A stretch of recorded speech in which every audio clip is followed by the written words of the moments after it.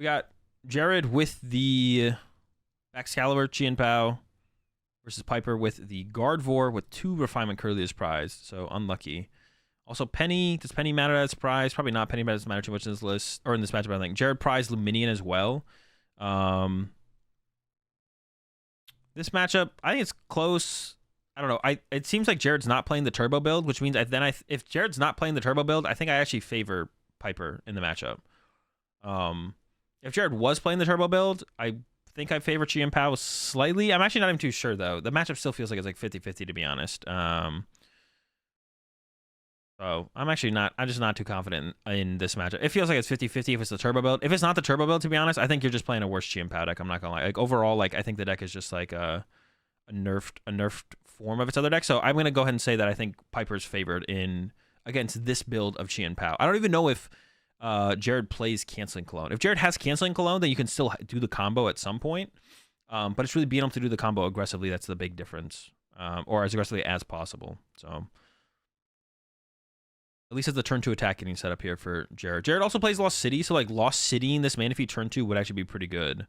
He doesn't play one, I don't think. So no Canceling Cologne? Okay, then I definitely favor Piper. If there's no Canceling Cologne, then I definitely favor Piper. VIP pass coming in from Piper, doing some prize checking. Probably just going to end up with double Ralts. It could end up with Ralts Mew. It could go Ralts Mew here. Like I said, Jared does play the Lost City, so you can like if the Manaphy needs to. Of course, Piper sees the Arceus, so maybe Piper would think about Lost City. Is getting the Mew, so we should see the retreat to the Mew this turn from Piper. So the Manaphy's not going to get Lost City next turn, hopefully. I guess it could. No, there's a boss in hand for. Well, it could. If Jared top decks a Lost City, you could go boss Lost City the Manaphy, which I don't even think would be a terrible play, to be honest. Opening up the possibility of Greninja, just like you'd be able to use Greninja multiple times in a game, is pretty good. There's an Iono for Piper. Jared's hand was like fine. It didn't like have a turn 2 Excalibur in it, I don't think, but had. No, I think it did actually. It did have an Irida in it.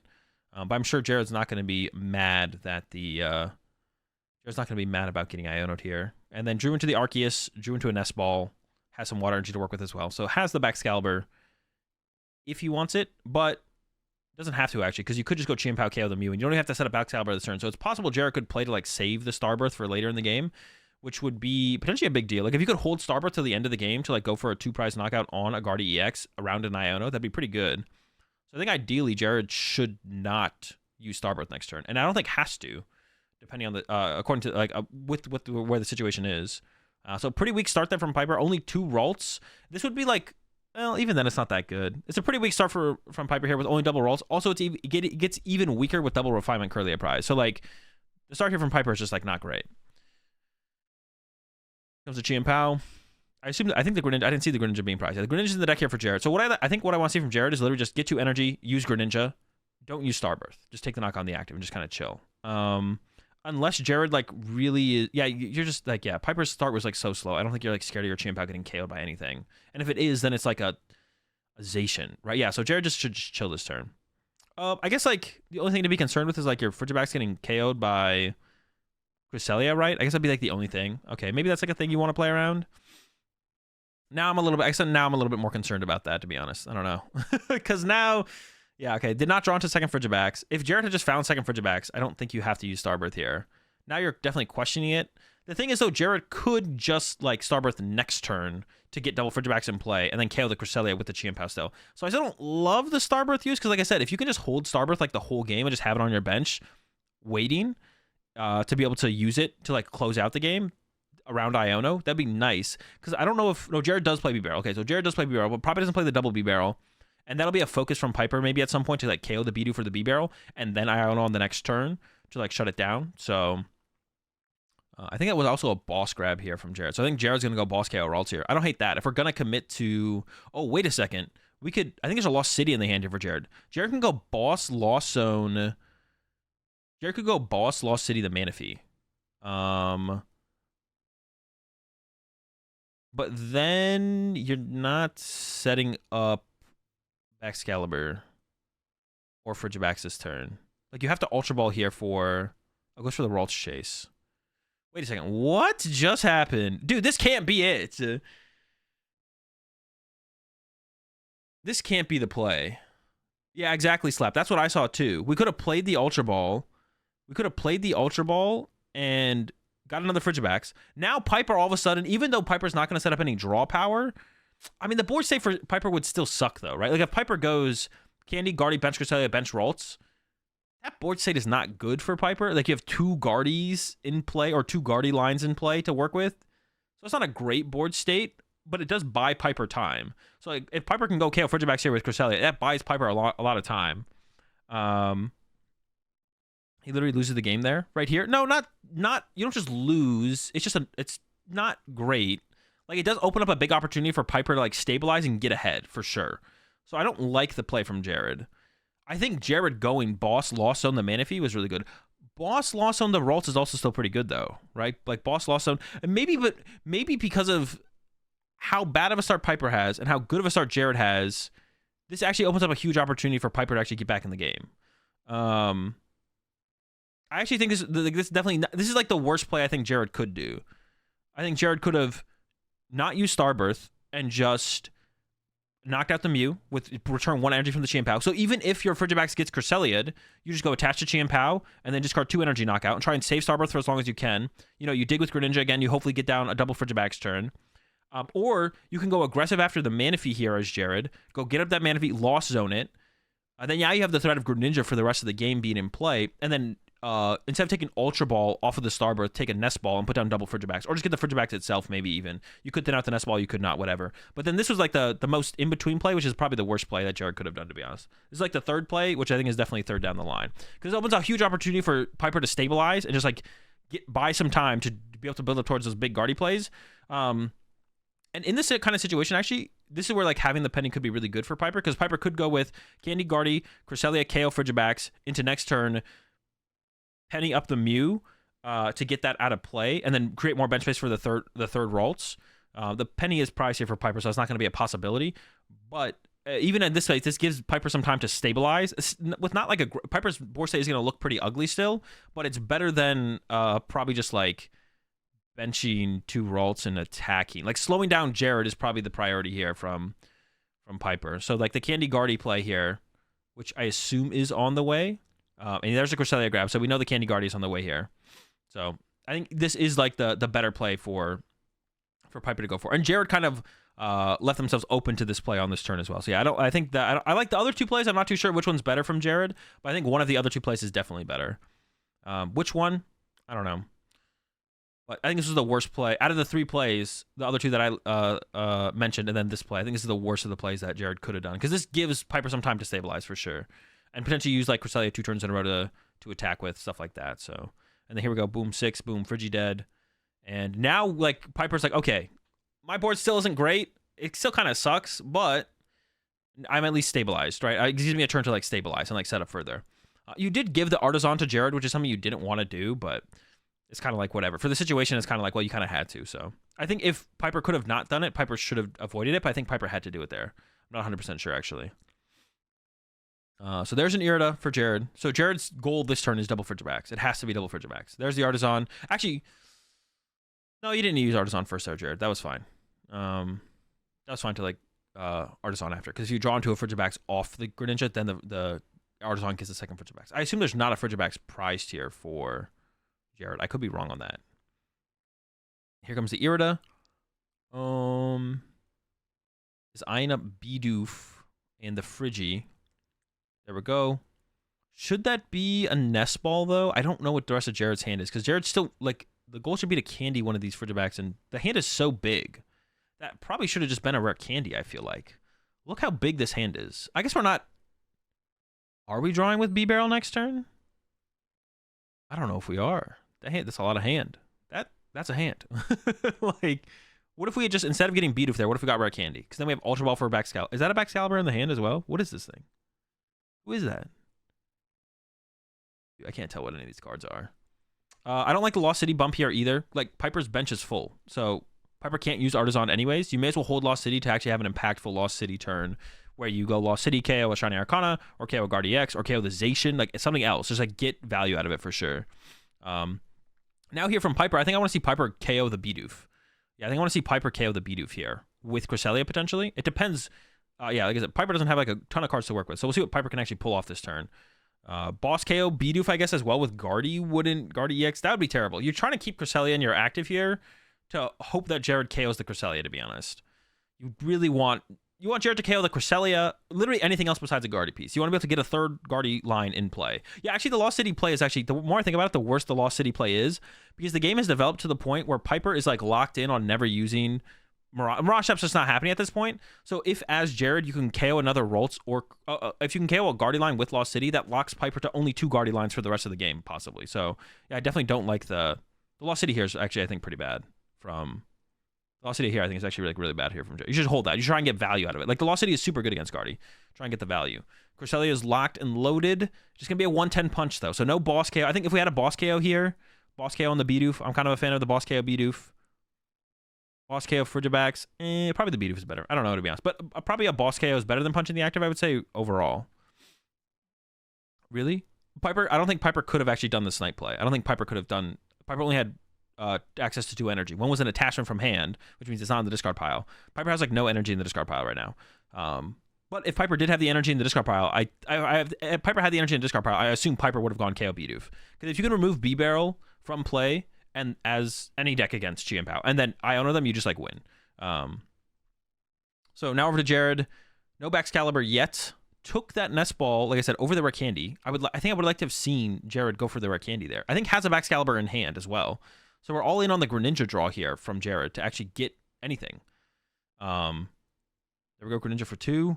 And there's no candy. See, I don't know. I just don't know. Yeah, because like the chance to draw cards with B-Barrel was like not 0. I guess you're getting the prize card here anyway as Jared, though, right? Like, you're getting a prize card here no matter what. So you don't need the Candy Baxcalibur this turn, I guess. Piper still has a winning board state, though. I don't know if I agree with that. I think Jared's board state is fine for the situation, to be honest. Yeah, I think Jared's board state is fine for the situation. I don't think Jared has a bad board state. All right, goes with the Iono. Didn't really have much else to do there. I guess that's fine. Could have maybe Ultra Ball and drawn a couple cards up B-Barrel. Would have drawn into the Irida. I don't know what the cards were like there for Jared, but could have done it. Here we go. At this point, to be honest, well, I assume... Actually, I don't know. If Jared doesn't play... If Jared just doesn't play a Super Rod, Piper next turn could Super Rod back the Cresselia, KO Frigibax, and then boss KO Baxcalibur. And then maybe Jared's just out of... Jared might just be out of Friggies, like Baxcalibur pieces. Like, maybe just not possible. Plays the Superior, which is interesting. I guess wants the energy in the deck in case he gets Iono. Okay, that's fine. Yeah. Wants to get the energy in the deck just in case of the Iono. Because then if Jared gets Iono, the energy goes to the bottom of the deck, and then you'll be able to search it back out. Lost City, though? Wait, what about Lost City? It's quite likely you would get Iono'd. I mean, it's not like not that likely that you get Iono. You could get Iono, but if you don't get Iono, it's not like a shock. But if you, that's true though. That's fair, I guess. That is fair. If you do get Iono'd, then sure, I guess, yeah. If you do get Iono, then you have the B-Barrel set up. Rotting Crest back. Oh, you're right. Yeah, you're right. It goes to the Lost Zone. My bad. So that's not a play here. So yeah, now I'm actually just curious to see what Piper does. I assume we're gonna see another Roltz hit the bench. And I'm sure Piper is looking for a way to counter this Lost City as well. So there's some potential recovery for a Gardevoir line. There is one Super Rod already in the discard pile here for Piper, though, as well. I guess Piper can knock out the active with Gardevoir EX and then just hope that the response KO doesn't happen. To be honest, I kind of like that play here from Piper. I do kind of like the just knock out with Guard EX and pray. I think it's probably fine. Like I said, you do want to get a Roltz down as well. For the way the prize trade is going, I think Piper doesn't need to find a turn where Jared whiffs. So this turn seems as good as any. The other play that I can think of is you attack with Shiny Arcana here. Then you lose a Shiny Arcana. Setting up the Shiny Arcana seems fine. Whether or not you attack with it, I guess, is kind of the question. And I don't think Piper prized a Roltz, so we'd still want to see another Roltz hit the bench here. It might be in the hand, actually, just hasn't been benched yet. Definitely was an energy hit off that. I think Piper just making sure there's plenty of energy to work with, and then we'll probably attach. No, chooses not to attach. Oh, we still have Greninja, though. I guess that makes sense. If you still got Greninja, you definitely want to draw more cards. Yep, they're also been in the hand the whole time. There's the reversal. The question is, okay, is going with the Shiny Arcana knockout. How's this going to develop here from here? So Piper will go down to 3 prize cards left. I guess this makes sense. You still have Zacian left, right? And then you just have boss KO from winning. So you go knock out Chien-Pao. Jared respond has to actually no. I think I do like this because like it has a full 140 HP, so Jared can't attack with a 1 prize Pokemon this turn. It has to be the Arceus return knockout, And then Piper just goes Zacian KO Arceus into boss KO off the bench. You can just win the game. So yeah, Piper is lined up to just kind of win the game here with the Zacian knockout on the following turn. Chien-Pao should go to Lost Zone, but it shouldn't be a huge deal. It is possible. What is the line that Jared could just win the game on? Is there a line? Not being able to attack with... I guess you could boss KO with the one prizer here as Jared. But then Piper could just respond with boss KO your Arceus with the Shiny Arcana, and then it doesn't matter. Yeah, or could just KO the one prizer and then boss KO the Arceus later. So I guess that never matters, to be honest. So what is it? Yeah, I don't think Jared has a great play. But like, imagine if like we had gone down either of the other opening routes here for Jared. Jared would have been like, it would be in like such a better spot overall. The bigger one would have been, I think, yeah, if Jared had just gone Lost Zone the Manaphy, that could have set up for so many options on the next turn from Jared. If Jared had just gone boss Lost on the Manaphy, boss kill Guardian, hope no candy. You could, yeah. Should he have filled his hand with the energy last turn?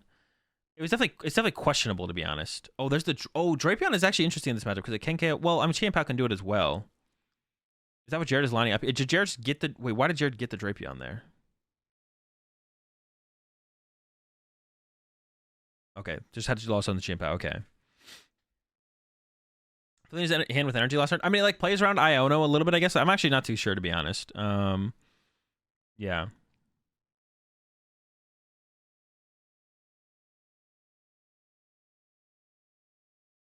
Yeah, I don't think there is a win con. If there is the... That's why you should probably attack with Arceus here as Jared. You attack with Arceus as Jared, because the highest HP Pokemon... does that even make a difference? It just doesn't matter. Yeah, if... yeah. Well, yeah, I guess it doesn't really matter, to be honest. No, I guess you could... Piper doesn't have a ton of energy in the discard pile, so Piper could whiff, I guess. Yeah, Piper could whiff, I guess. Because Piper does not have a ton of energy in the discard pile. But it has to be an Arceus attack here, I assume, from Jared. We'll see. I don't see another play. Yeah, 1 active, 3 to the Arceus, right? Yeah, and then going to go down to 3 prize cards here for Jared. Thinking about benching the Drapion, which is okay. And 2 off B-Barrel. I don't even know why Jared grabbed the Drapion, to be honest. But this does make... Because Piper doesn't have a ton of energy in the discard pile, I think this could lead to giving Piper another out to win the game, where now Piper can go Zacian KO the Drapion. If Piper couldn't go Zacian KO...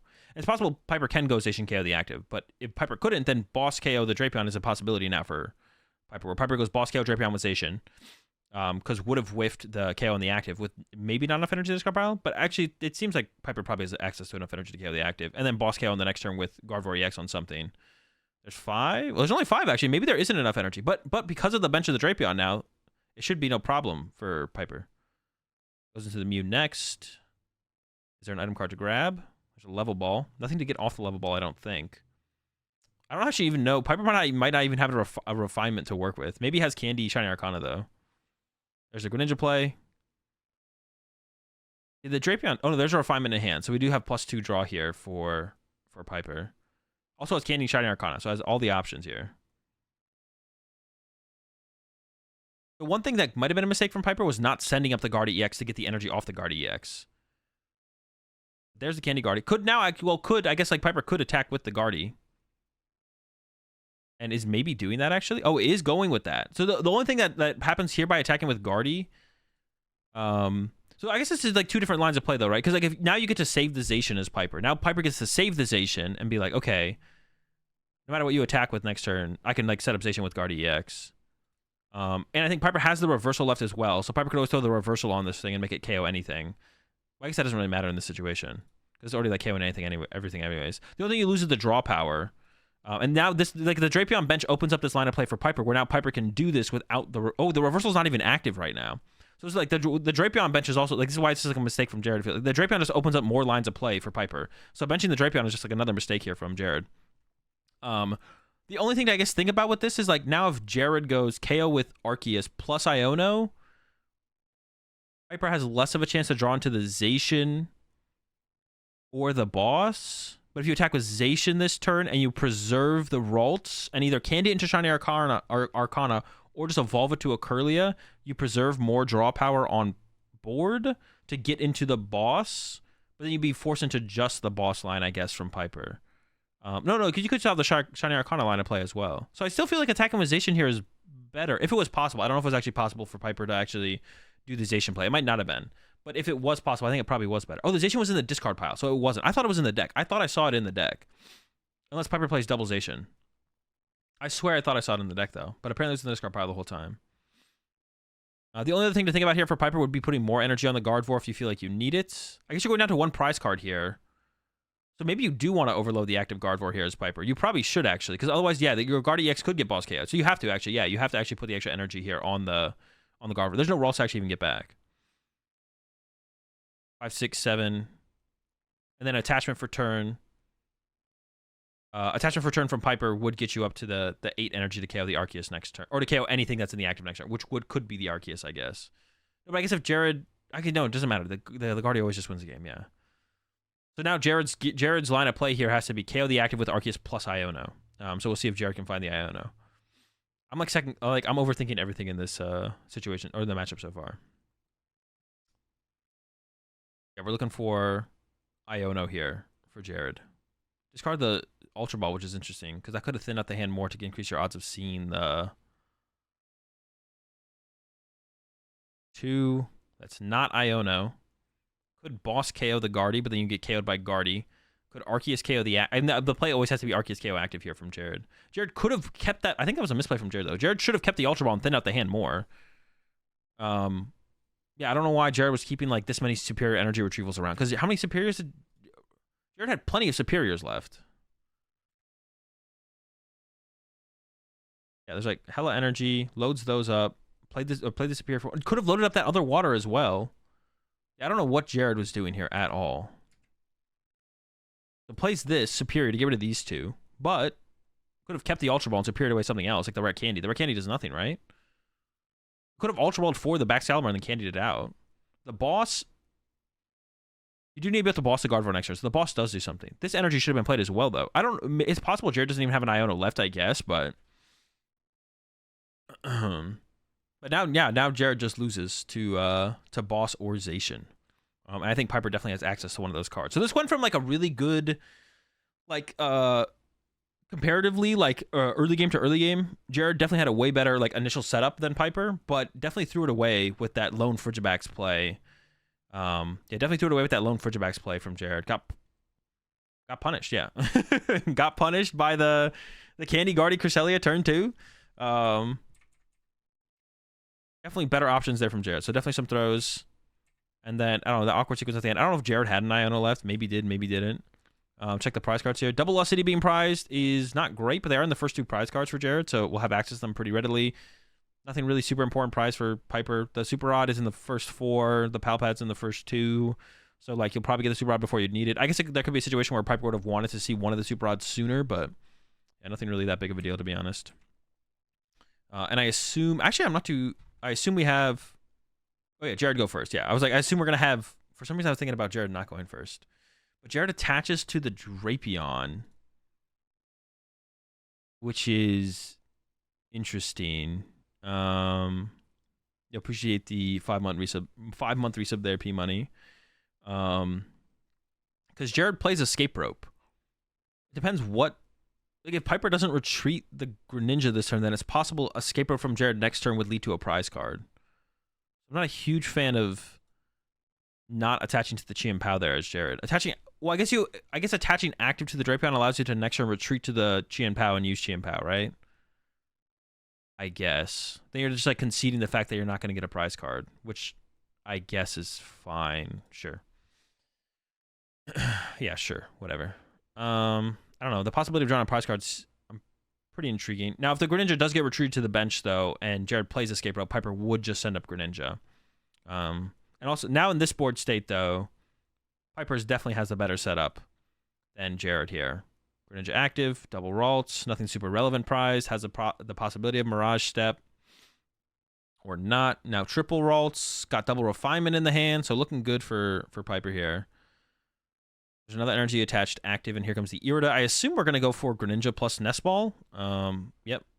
Needs some draw power. Plays the Nest Ball immediately, which I don't like, because now Jared is once again not... This is another mistake here from Jared, is not guaranteeing or not maximizing the odds of getting double Frigibax. So I don't think Jared has a Frigibax in hand, right? No. So now the Greninja could have drawn into a Frigibax, but now didn't, and then you could have Nest Ball for another Frigibax. So once again, Piper can go turn 2 Candy, Guardy, Cresselia, Spawn Trap the Frigibax with a way better setup now.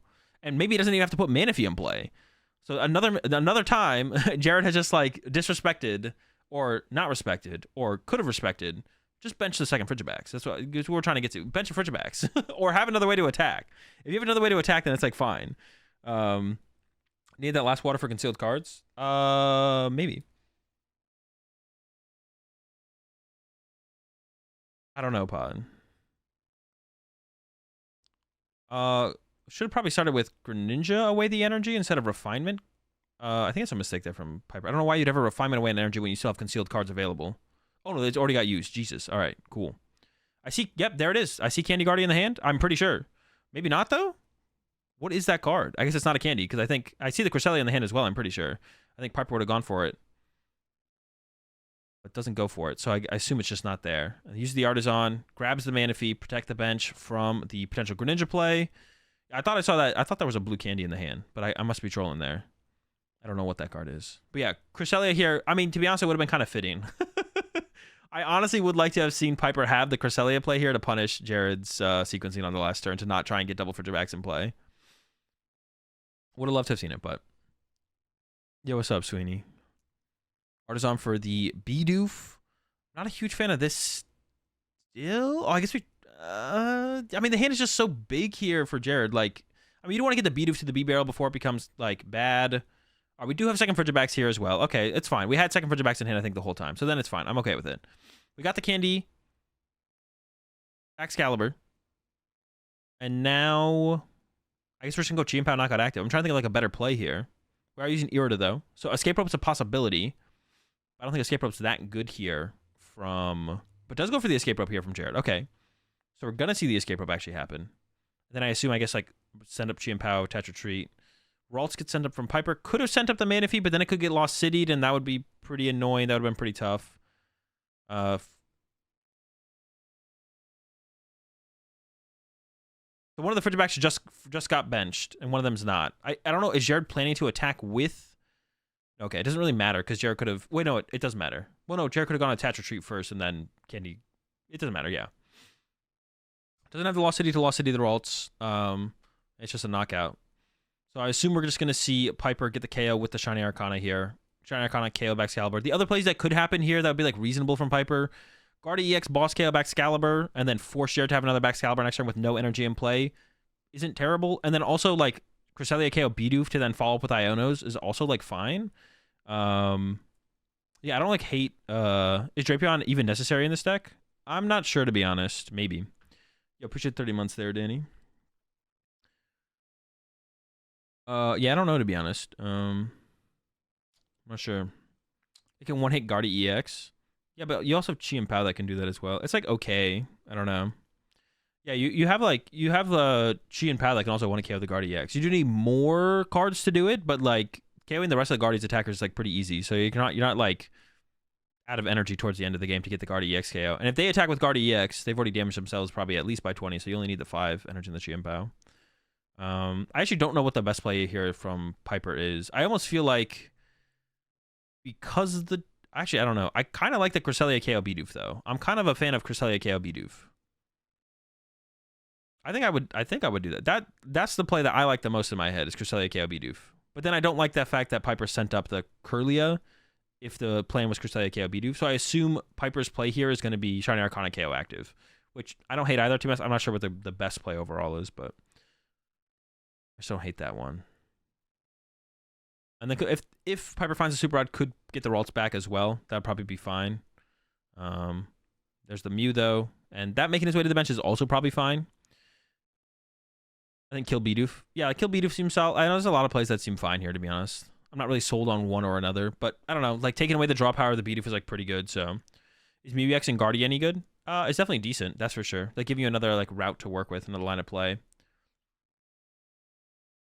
So Piper also, I believe Piper has not played a supporter yet. Yep, going with the Cresselia play. Like I was saying, I think I like that one the most. Piper agrees. I don't really agree. Like, if that's a route that Piper's going for, though, I don't think I agree with that energy. Setting up that Curly to become the Guardy EX, because you could have had that energy on one of the Curlies on the bench for You could have had that energy on the bench for one of the Shiny Arcanas following up. So Piper maybe should have sent up a Curlia with no energy on it. Might have been a little bit better. Not sure it makes like a huge difference here. You could have had a Cresselia play with more, or a Shiny Arcana Guardy with more energy on it. But like for the math for how low HP all these Pokemon are on Jared's side, the two prizes, the Chien-Paos and the Drapion, it probably doesn't make a huge difference one way or the other. But would have just been something to think about, because you could theoretically like load up a Shiny Arcana through attachments. You could load up a Shiny Arcana through attachments plus, you know, Shiny Arcana hits. So, but yeah, there's a Cresselia KO on the Bidoof. And it does open up a bench space for Jared to actually like put Luminion in play, possibly. But like the B barrel is the life of the Chien-Pao deck in the late game. That's why like the turbo build plays a 2/2 B barrel, and you actively set up. You don't play 2/2 B barrel in the turbo build, so you can set up a 1/1 more consistently. You play a 2/2 B barrel in the turbo build, so you can set up a 2/2 B barrel, because like it literally is the power of the draw power is just so important in the Baxcalibur deck for sure. So I'm curious to see what Jared actually even does here. If Jared has Boss KO and Guard EX, I think I would just go for that if I was Jared. I would just go for Boss KO and Guard EX if Jared has that play here. He should really be on the turbo build, to be honest. I mean, not really. I mean, I think it's a better build, but like Jared can play whatever he wants. If he wants to play the Arceus build, that's fine. A statement like that is like, I don't mind saying that I think the turbo build is better than the build that Jared's playing, but saying he should be playing the turbo build, then theoretically, if we think Guard is the best deck in the format, shouldn't we all be playing Gardevoir? Or like whatever deck you think is the best deck in the format. Why would anyone play anything else besides that deck? You know what I'm saying? Like, theoretically, there's no reason. Saying it's worse than the other build is fine, but saying someone should be playing the other build is interesting, because then theoretically we should all just be playing whatever we all think the best deck in the format is. All right, so we just ended up with the Cresselia KO. I don't think Jared had the Boss KO and the Guard EX, but if Jared did, I definitely would like to have seen Jared go for it. Piper could actually go for... Actually, Piper, there's a lot of plays Piper could do here. You could go for Boss KO Baxcalibur. You could go for Boss KO Arceus. You could just KO the active plus Iono. I kind of like the Boss KO Arceus, to be honest. If Piper has that play, just to remove that from play and take away the Starbirth, because that's possibly all of Jared's draw power. And actually, for Jared's current hand, that would basically kill... Yeah, I like this play here from Piper. Just keep picking on the options. I mean, Radiant Greninja is draw support as well, but like the Arceus is more powerful, definitely. Even goes ahead and throws the reversal there as well. Not behind on prize cards, but I guess if Jared does go for a boss play around it, then the reversal will be active at that point. I wonder if like Piper should have put the reversal on the bench Curlia though instead, maybe, or could have put it on the bench Curlia instead. Was using Lost City worth it here to get the crest ever relevant? I think bumping the Artisan was probably... It bumped the Artisan though, right? I think bumping the Artisan was probably worth it for sure on Jared's side. All right, Chien-Pao. Yeah, the Greninja is draw power as well, but the potential from... Oh, there's no water energy left as well. And it's possible Piper just knows that, to be honest. And there's the concede because the hand is dead. There's a concede when the hand is dead. So yeah, well played by Piper. Once again, Jared...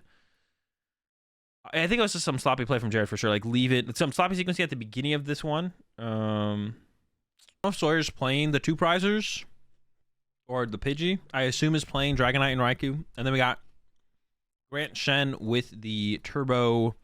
Chien-Pao deck. Did prize a Canceling Clone and a Cross Switcher. So I definitely favor Lost Box or Lost Ogre in this matchup. You are playing the Dragonite Raikou no Pidge? Okay. I definitely favor Lost Box Ogre in this matchup. But if you can get off a couple early... If you can get off like an early Canceling Clone play as the Chien-Pao player, then you're like not in a bad spot. But I definitely favor Lost Box overall. Especially because, like, especially the Ogre build, because like having the Ogre at the end of the game to have like another, if you're not already winning the game through just everything else, you can have the Ogre at the end to like really take over in the end of the game potentially.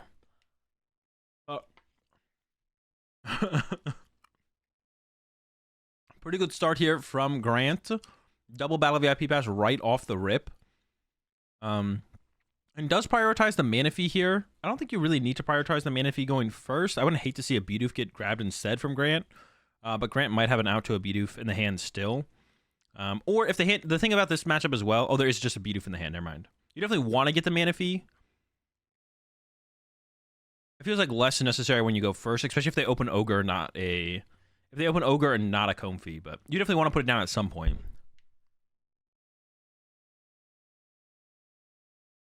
True, you also have to be Canadian apparently to win. You have to be Canadian. If you're just Canadian, you play Lost Box. That's it. You have a good chance of winning. Now, if you're the only Canadian playing Lost Box, then you just win.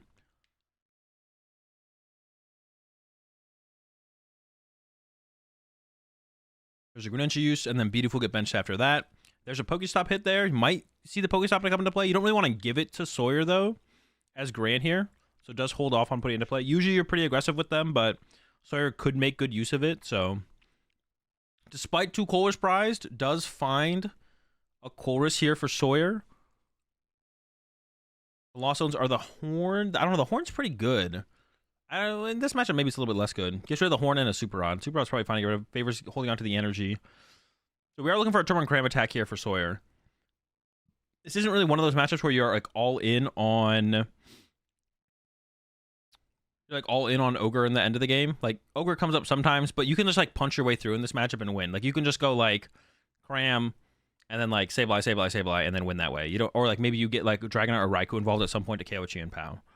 So you don't have to be like super duper all in on Kyogre all in this matchup. It's just like it's all. You also have the option of it at the end of the game if you want to.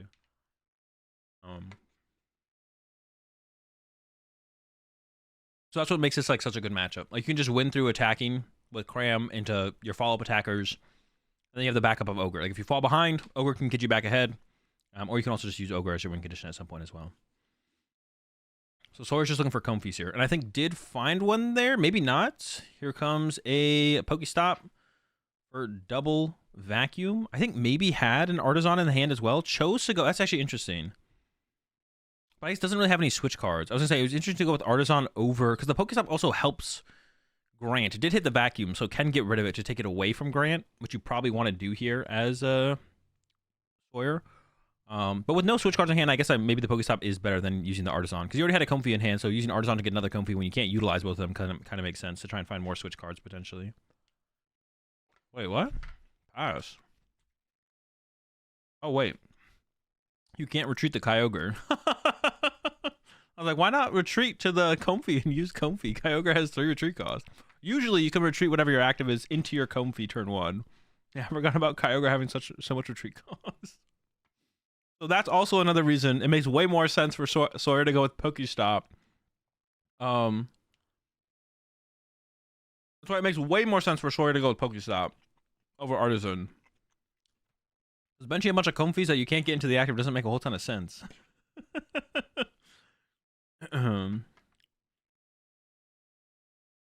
There's the Pokestop from Grant. The B-Barrel. Is there a... Oh, no Pokestop yet. Here's the Pokestop. Okay, there we go. Candy Excalibur's on the way.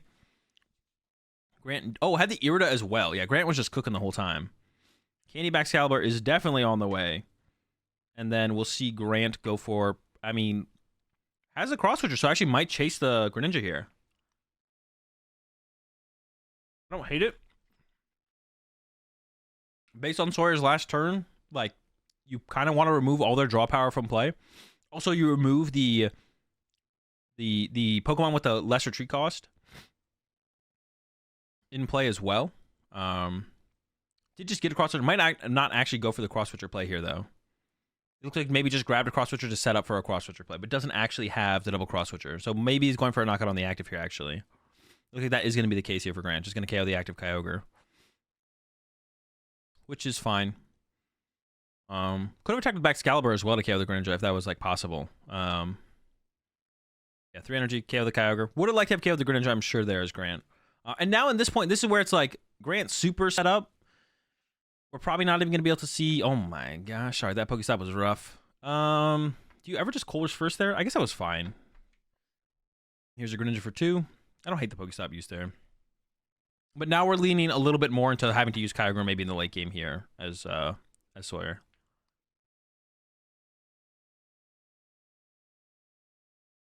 There's all the switch cards as well there for Sawyer. So Sawyer needs to find Manaphy, but also wants to attack this turn. With a Cram attack here is still fine for Sawyer. Like, that still does a lot of damage into play. But also wants to get mana. Oh my gosh. It's okay if we... Yeah, it's okay if we lost on the energy, probably still. 2 energy gone. I assume Sawyer plays 10 or 11. Probably the 11. Most people play the 11. as the vacuum as well. Didn't vacuum the Pokestop last turn, which is something I said like I would have maybe liked to have seen Sawyer vacuum the Pokestop last turn, to be honest. I think I still maybe would have liked to have seen that. I'm not too sure. Gets rid of a Comfey. Oh, has another Comfey. Okay. Then Artisan. It's the Cram. Oh, I guess this is fine. If Sawyer just goes not bench. I thought that was the other Comfey in the hand. But we have another Comfey in the hand, but also Sawyer's just not going to bench another Comfey this turn. And maybe doesn't even have the switch cards to support another Comfey. It's just going to go retreat attack. And don't leave... is not going to leave 2 Comfeys in play for the Greninja to pick on. And not going to worry about having to get double Comfey plus the Manaphy. So it's like all fine here. Attach, retreat, punch with Cram. At the very least, do something.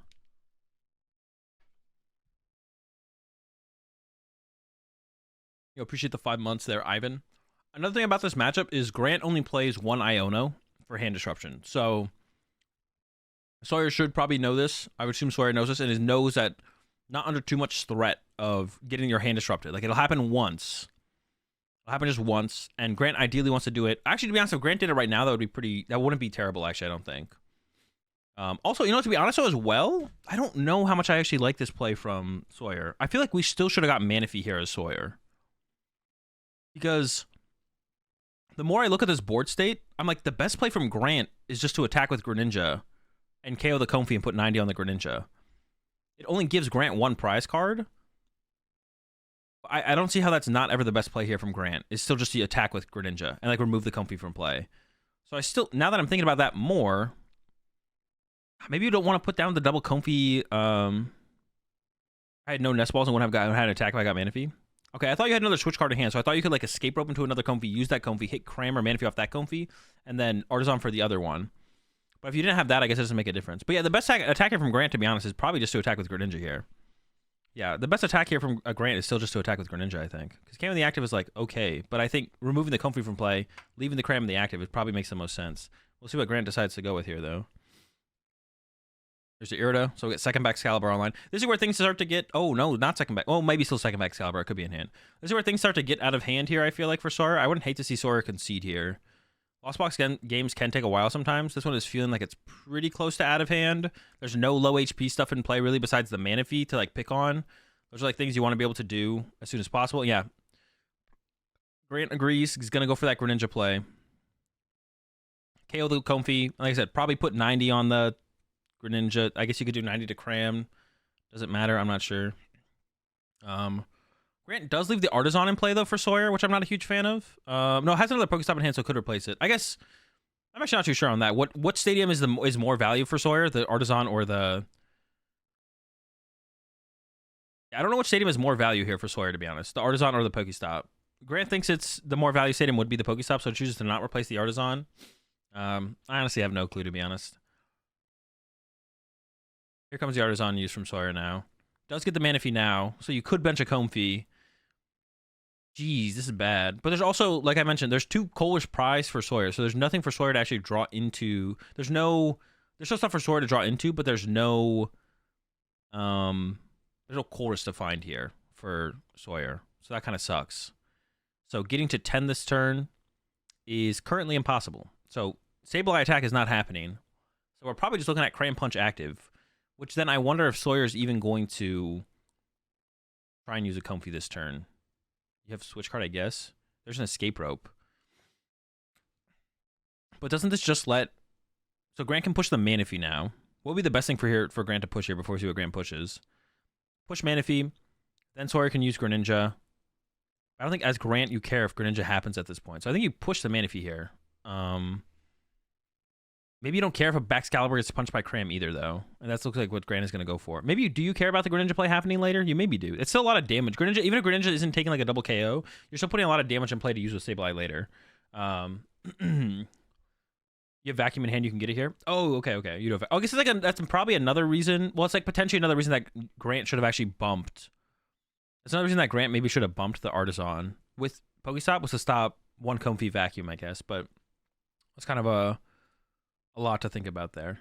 Okay, so you do have the ability to get to 8 here. Or, my bad, 10. So we get to 10. Can attack with Sableye. Sableye... I don't know. What do we knock out here?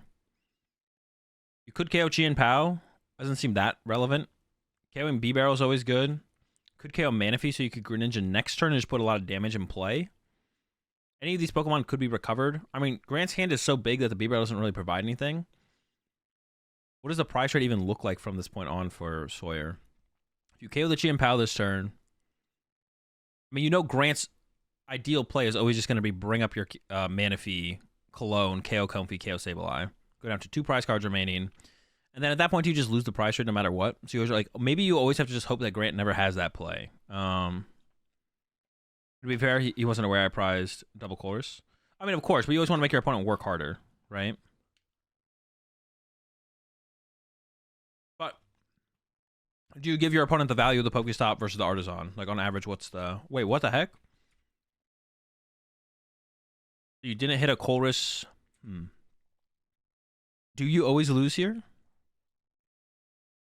You didn't get a supporter off the prize cards there. You went down to 4 prize cards. Grant's at 4 prize cards. Grant's probably going to draw 2 prize cards this turn on your Sableye and your Comfy. Go down to 2 prize cards. You go... I guess if Grant has the play, you always lose. Or did Grant show you the play? If Grant doesn't have the... If Grant never gets the... But how does Grant never get the double cross switcher canceling clone play? I think it always happens, right? It almost always going to happen every single time. Why KO the Chien-Pao? Well, to get a prize card there specifically, because Sawyer prized double course and Roxanne. So in that situation, actually, in that situation, I wasn't thinking about the prize cards. With what was prized, I think Sawyer probably should KO the Chien-Pao there and just get the prize cards, because you ideally probably just want to see a Colress. Because you prize, your last 3 draw supporters are all prized. So with that in mind, I think it's probably correct for Sawyer to have played it like that. All right, prize cards. Bidoof and Frigibax prize for Grant. Specifically, the 70 HP Frigibax could be a big deal, because that... Now, if you only put down 2 60s, then Sawyer could spawn trap him with Sableye. And Sawyer prized Greninja, which is not great. But besides that, 1 canceling clone being prized isn't going to be a big deal for Grant. There is a possible that's what happens around the Frigibax being prized, but it's not like guaranteed. And Sawyer with another really slow start. Just 1 Comfy pass. Just 1 Comfy pass. It's something, though. It's something. Pokestop for Grant. I mean, some cards that are okay. What else does Grant have to work with, though? Both players might have a slow start. Sawyer does at least have the Colress on the next turn. This is what happens.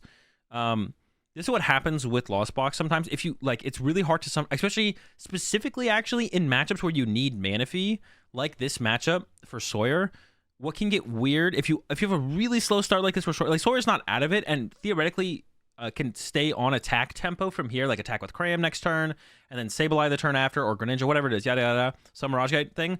But like next turn, Sawyer needs to like get a Chorus, get another Comfy, wants to get Greninja to start digging through the deck, ideally 2 Comfies, also has to get Cram for the attack for turn, and then on top of that, also needs to get Manaphy, all without having access to Battle VIP Pass. So yeah, this can get really rough. This can like start to get out of control really fast, especially against matchups where you need the Manaphy, because it's like 1 more basic Pokemon that you need. This is what happens when VIP Pass exists. True. It's all VIP Pass's fault. All right, so Grant doesn't have quite as hot of a start yet, but the Greninja draw is about to come on the way. There's 2 Frigibacks in the hand, though, for Grant. So I think Grant... Oh, no, is it 1? It might be 2. There's at least 1.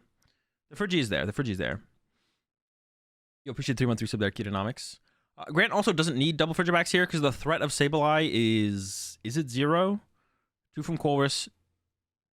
2 from a vacuum, 1 from a vacuum, Comfy is 8. So that'd be... Wait, am I trolling? Did Sawyer not use Comfy turn 1? There's no Lost Zone marker. I assume Sawyer used Comfy turn 1. So with 4 Comfy in play, you could get to 10 here. So you're not really under any threat. So the possibility of that even happening is like 0. So 1 Frigibax here from Grant is fine. Oh, there we go. And...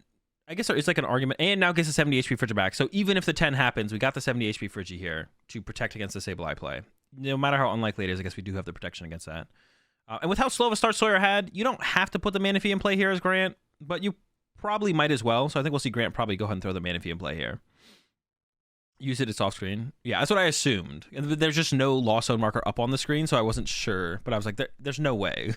So I just kind of assumed. Yeah, there's the Manaphy grab. It's probably correct to get the Manaphy. I don't think Grant's under that much pressure to get the Manaphy here because of how slow of a start Sawyer had, but it is still possible for Sawyer to use Greninja next turn, so you probably should just do it. It's nice when you don't have to. It's nice when you can go out of your way and not do it, but you usually just want to be better. It's better to be safe than sorry. It's usually just better to be safe than sorry. They're the Friggies. Already attached for turn, everything else. So yeah, basically the exact same turn one, this turn here for Grant as last game. Yeah, literally the exact same. Here we go. Pokestop from Sawyer.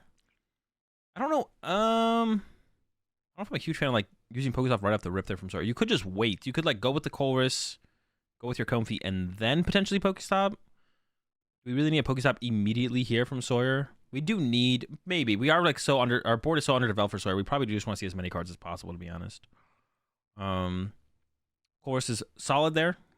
Also need 2 dead cards. We're at 3 in the Lost Zone now. Can get up to 4 off the Comfey. So we can definitely get to Mirage Gates here for Sawyer. We're also, like, once again, we're a little bit behind. I mean, if we get the attack off with Cram here, at the very least with Sawyer, it wouldn't be that bad. It's possible to get to a Dragonite attack here as well for Sawyer. I believe we're at 5. Yeah, we could get the Dragonite KO on the Chien-Pao here for Sawyer. I don't hate that as a play. I mean, you would want to be able to bench Manaphy as well, though, to play around the Greninja play. So simply just having the Dragonite KO. You'd also want the Manaphy, because otherwise Greninja just comes back and KOs your 2 Comfeys around the Dragonite, and then your Dragonite gets KO'd next turn, and that doesn't feel great. But there's the Force Seal Stone. Oh, was it for a Colress, though? I guess if we're just going to vacuum it, it doesn't matter. But also, we might just not be... There might not have even been a possibility for any kind of... Jeez, bro. That hand is just all switch cards. This is like another pretty rough draw for Sawyer. Or what, 4 in the Lost Zone, right? Yeah, 4 in the Lost Zone. Have another Comfey to use. I guess we shouldn't have 4 Seal Stone before we use the other Comfey, though, right? There was no reason to ever use that. So Sawyer should have retreated to a second Comfey here and used that before using 4 Seal Stone here, I think. What was the grab of the 4 Seal Stone? It was a Colress, right? We don't need to do that this turn. Unless Sawyer's just going to pass. Wait, actually, we're not even going to retreat and use the other Comfey? I don't think I agree with that. I mean, there's the threat of the Greninja, but we could use the Comfey. We need to, like, you can't not do anything as Sawyer. Wait, am I trolling? Or, yeah, Sawyer could have retreated and used another Comfey, right? Yeah, you can't just not do anything. Yeah,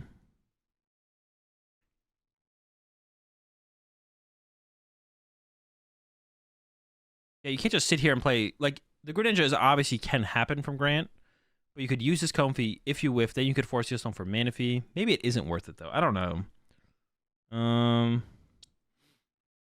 A chance of me getting Cram and Manaphy with Sola doing this would just cripple me. I just like the idea of... building up our Lost Zone more and seeing more cards. I don't know. Because now our options for plays next turn is every turn we're not like maximizing our draw potential or our Lost Zone build up potential. We're until we get to 10 is like minimizing our options on our future turns. Because what is going to happen this turn now? Grant's going to go in this situation. Actually, to be honest, I don't hate the idea of just playing as if Grant is going to whiff. I don't hate the idea of just playing as if Grant is going to whiff the turn 2 Excalibur. I don't think that's terrible. Obviously, like majority of the time, Grant is going to have it, but like if Grant just goes retreat to Greninja 90-90. I don't know, that's rough. All right, we'll see how it plays out. Yeah, I guess your hand is so bad. Maybe this is fine, though. I guess. Yeah, maybe it is fine. You appreciate the raid there, Pump Gamey. Hope you had a good stream. We escaped Hagrid, but we can't escape our Pumpkin Patch. Was Amy playing Harry Potter? Fair enough, it was a tough call, IMO. We could see it going either way. Yeah, I definitely understand the value of not pitching the Comfey, right? Like, but you always do want to be doing more. You always do want to be doing more. Yeah, I mean, just like pushing up Dragonite on this next turn is just so bad to begin with. Especially into a Greninja from Grant's side. It really depends on what Grant gets here, though. Grant doesn't actually have... has Excalibur, doesn't have Candy, so the whole draw comes off the Pokestop and the Greninja here for sure. I maybe would have even liked to have seen Grant use Pokestop first there. And it's a whiff from... Oof.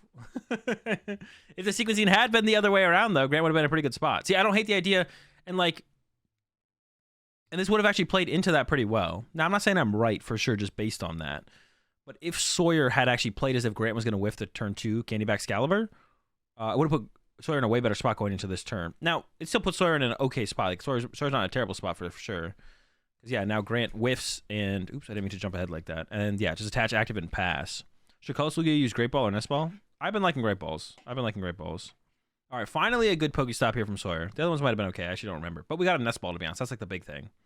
Massive hand. It's kind of funny. Sawyer's hand is huge, but Sawyer's hand has sucked. Oh, my gosh. That's a bad Cold as well. Well, we get rid of Comfy and Lightning. It's not that bad.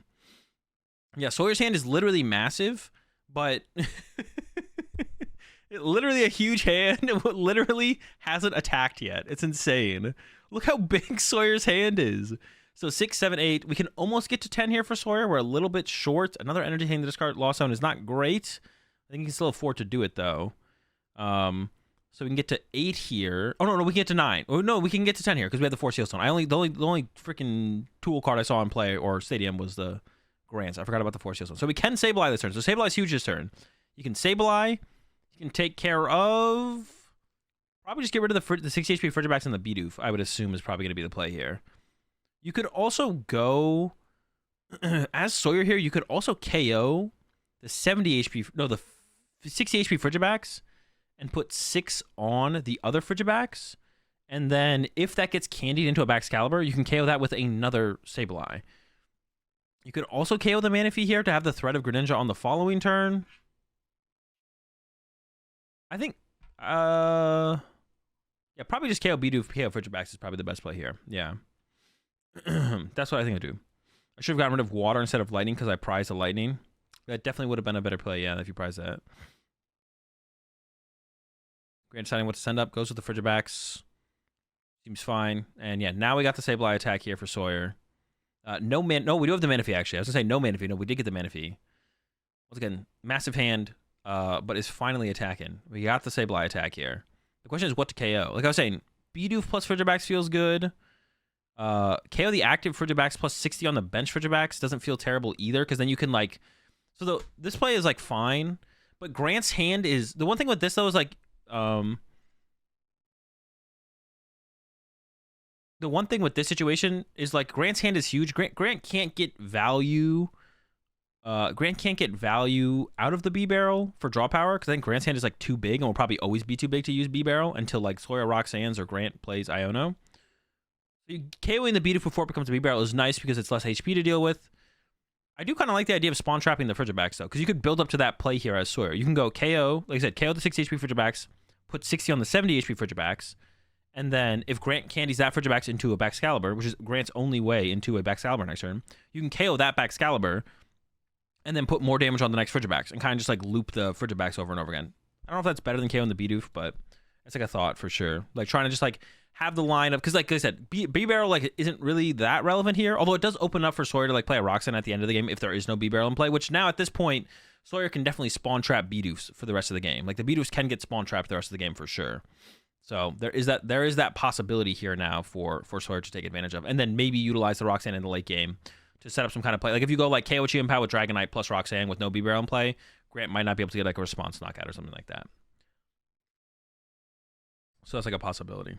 And then KOing like Manaphy was also like a play that Sawyer could have done, but that probably feels like the worst of the plays to go with there.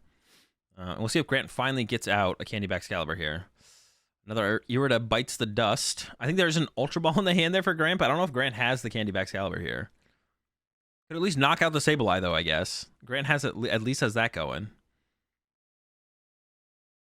And then Sawyer will be just looking for that same play where we knock out a Frigibax, put the rest of the damage on a Frigibax this turn, I think. Here's the Ultra Ball, another Chien-Pao. Not going to change a whole ton. Yeah, I think Grant did whip, but Grant can still take a knockout on this turn at the very least. Grant would like to be going like double cross switcher to the Manaphy, canceling Cologne, but not possible this turn.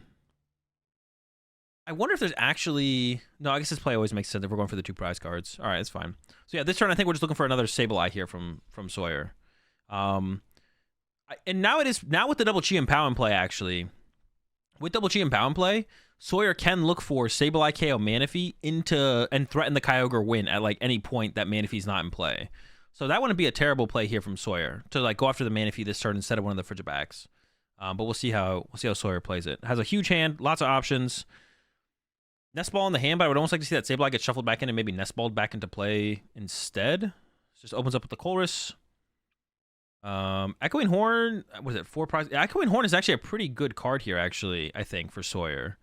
Because it's possible that Sawyer plays this game without the Echoing Horn's possibly really, really good here for Sawyer. If Sawyer doesn't go down you don't have to go down the Kyogre route as Sawyer. And if you don't, then Echoing Horn becomes like another little chump to put on the bench to just continuously chain with Sableye. So I don't love the Echoing Horn disc or Lost Zone here. Could have maybe got rid of the Cram. The Cram seems like Cram's not terrible attacker still, because Cram into Sableye does 2-hit KO Chien-Pao, and Sawyer is ahead on the prize trade. So if Sawyer can just maintain the prize trade, Sawyer does just win. In fact, Sawyer could maybe even go... Now I'm just trying to think. Yeah, I feel like we just don't need to play for the Dragonite play at all here. Sawyer could go Dragonite KO Chien-Pao this turn, and that'd be like a pretty good play, to be honest. And then I do like the Cram hold for that, because you can go like Dragonite KO Chien-Pao, go down to 2, and then Grant responds, send up Chien-Pao, punch a Dragonite. And then if Sawyer benches the Cram responds, punches Chien-Pao, and then you go Sableye, win the game on the bench Chien-Pao. So I think Sawyer should actually just definitely aim... Yo, what's up, Jesse? I think Sawyer should definitely aim to just attack with Dragonite here. I can't Dragonite, my language is surprised. Oh, that's right, you mentioned that. You prize your lightning. Okay, if Sawyer had it misplayed earlier in the game and kept one of those lightning energy, then Sawyer could KO with the Dragonite here. But now we have to settle for being a little bit more Sableye based, which is fine, but then the Echoing Horn gains value for being more Sableye based. So I still don't like the Echoing Horn in the Lost Zone here. But the Cram Punch this turn is like, okay. As like Cram Punch Chien-Pao still keeps Sawyer ahead in the prize exchange. So like that wouldn't be a terrible play. Oh, well, I'm saying all this, but to be honest, I forget that in my head,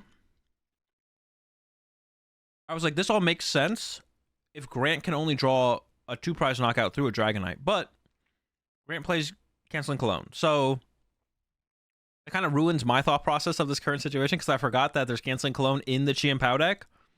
And because of that, yeah.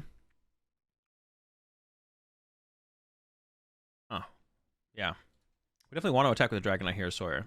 It is still possible for Grant to win that game, even if that play worked out, because we could see another 2-prize turn happen from Grant. But in my head for a second there, I was thinking it wasn't possible. I was thinking it wasn't possible except for the Dragonite KO. Pokestop again. I don't know when. The Iono is still a threat here, I believe, from Grant. I believe there's still the Iono in the deck here from Grant. So at some point, Sawyer needs to keep that in mind and start to play around that. But I don't know when that point is. Probably as much as possible, to be honest. From Super Rod, Energy Recovery, probably. Maybe a Sableye? I think there's still a Sableye in the discard there. Yep, Sableye double Psychic. Hopefully, the double Psychic makes sense, and there's not... There should be a water in here, right? Yeah, okay, cool. Psychic Sableye. Goes water to the Comfey. I think there's plenty of switch cards in the hand there for Sawyer, so we should see use a switch card instead of hard retreat the Comfey here. And then here we are in the same situation with the Sableye. It's like, what do we KO with the Sableye here? KO the Manaphy is like kind of cool, but I think we probably just go like 6 on the Frigibax, 6 on the Frigibax. I'm feeling that play here, to be honest. Oh, what if we went 6 on Frigibax? Ooh, okay, hold up. All right, I got a broken play here. If Sawyer goes 6 on Frigibax and then 5 on Frigibax and 1 on Manaphy, Sawyer is threatening KO your only Baxcalibur in play, or if you bench a Frigibax, KO your Manaphy and your Frigibax, and then KO your Baxcalibur. They'd be like Sableye, Sableye, Sableye. So that's like an interesting line of play. Could also just KO the Manaphy and threaten the Kyogre as well, though. I don't hate that. Like the idea of that, I don't hate, especially because at this point, I think for what Sawyer has left in the deck, Sawyer can threaten the Ogre next turn. So like just KOing the Manaphy this turn isn't like a terrible line either, I don't think.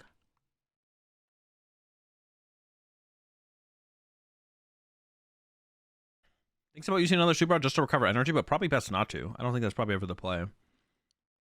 Goes with an Escape Rope. And Grant just pushes up another Chien-Pao. Makes sense.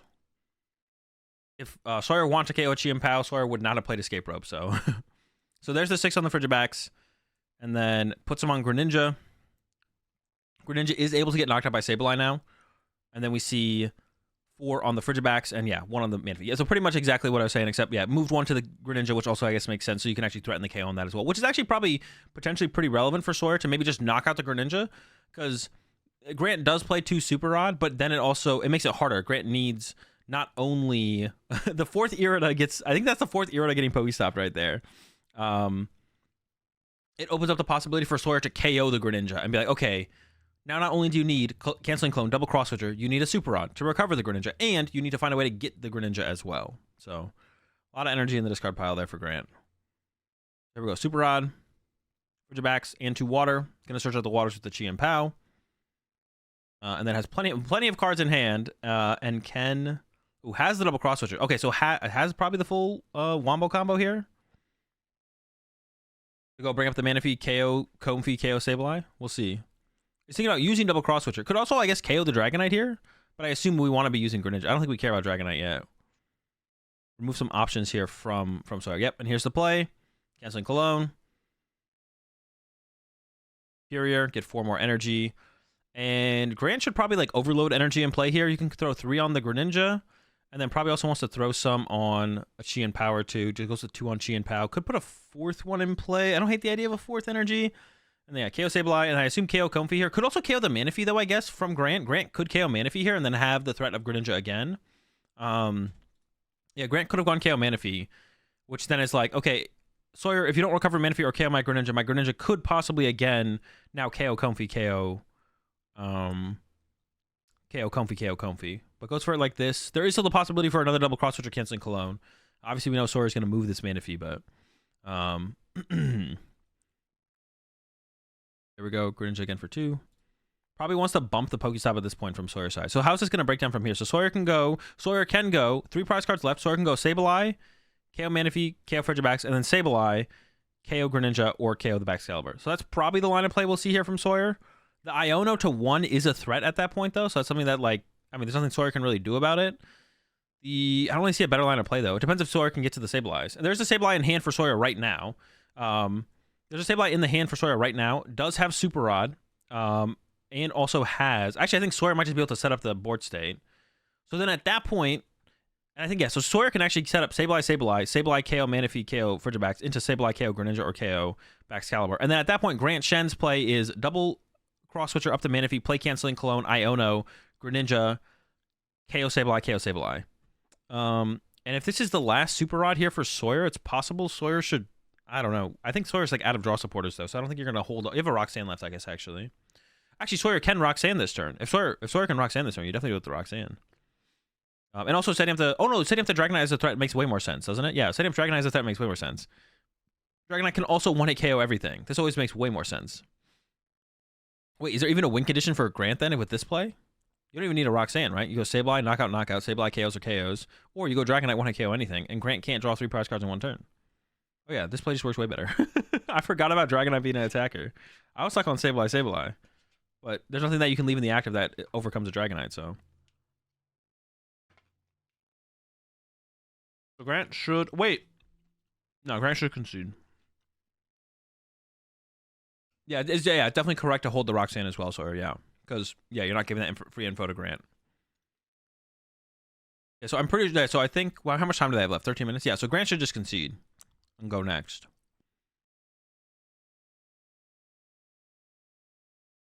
Get to play the next game, get to go first. Peoria, 2 on Greninja.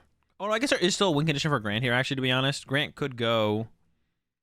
Gust some, like, double cross switch or something up and maybe Sawyer... No, but actually, that doesn't even make any sense, though, because Grant knows that there's the next card in Sawyer's deck isn't energy. So Grant knows Sawyer can retreat. Yeah, knockout, push Dragonite. And we see Sawyer's playing fast. Wants as much time for game 3 as possible. I guess that'd be the only argument for Grant to play out that last turn is Grant just doesn't want more time in game 3. The matchup is favorable for Sawyer. I don't know. Ooh, double Frigibax prize is not good. Grant does play the heavy ball and is going first, though, so it will be potentially less of a hindrance to the game. Also, Canceling Clone is prized again, but it isn't the first 2 prize cards, so it does line up for Grant to potentially go the double cross switcher, Canceling Clone, double cross switcher, Canceling Clone on the Manaphy at some point. Which could pull him off, because there's nothing in like the last 2 prize cards. Was it ever correct to not bench Frigibax? No, because then Sawyer just goes Sableye, KO your only Baxcalibur in play, and then you have no way to load up energy in play or have any options. It is possible that maybe Grant could have loaded up enough energy in play to not have benched the Frigibax. I guess that is like a possibility. I don't think it ever works, because then your board state's like too predictable, so what you're going to do, and Sawyer can probably beat you anyways.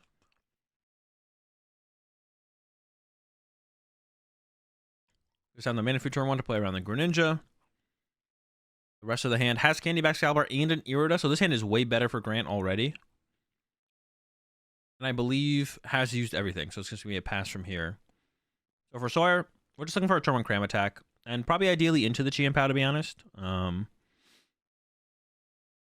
I had the time to go to SAC this weekend, Airbender Galley. Not going to be able to get the 3 in a row, Jesse. Are you going to Toronto at least? I guess you can still get 3 in the row, three in a row for the ones that you're attending at least. Double battle VIP pass for Sawyer. Like I said, turn 1 Cram attack, probably best into the Chien-Pao.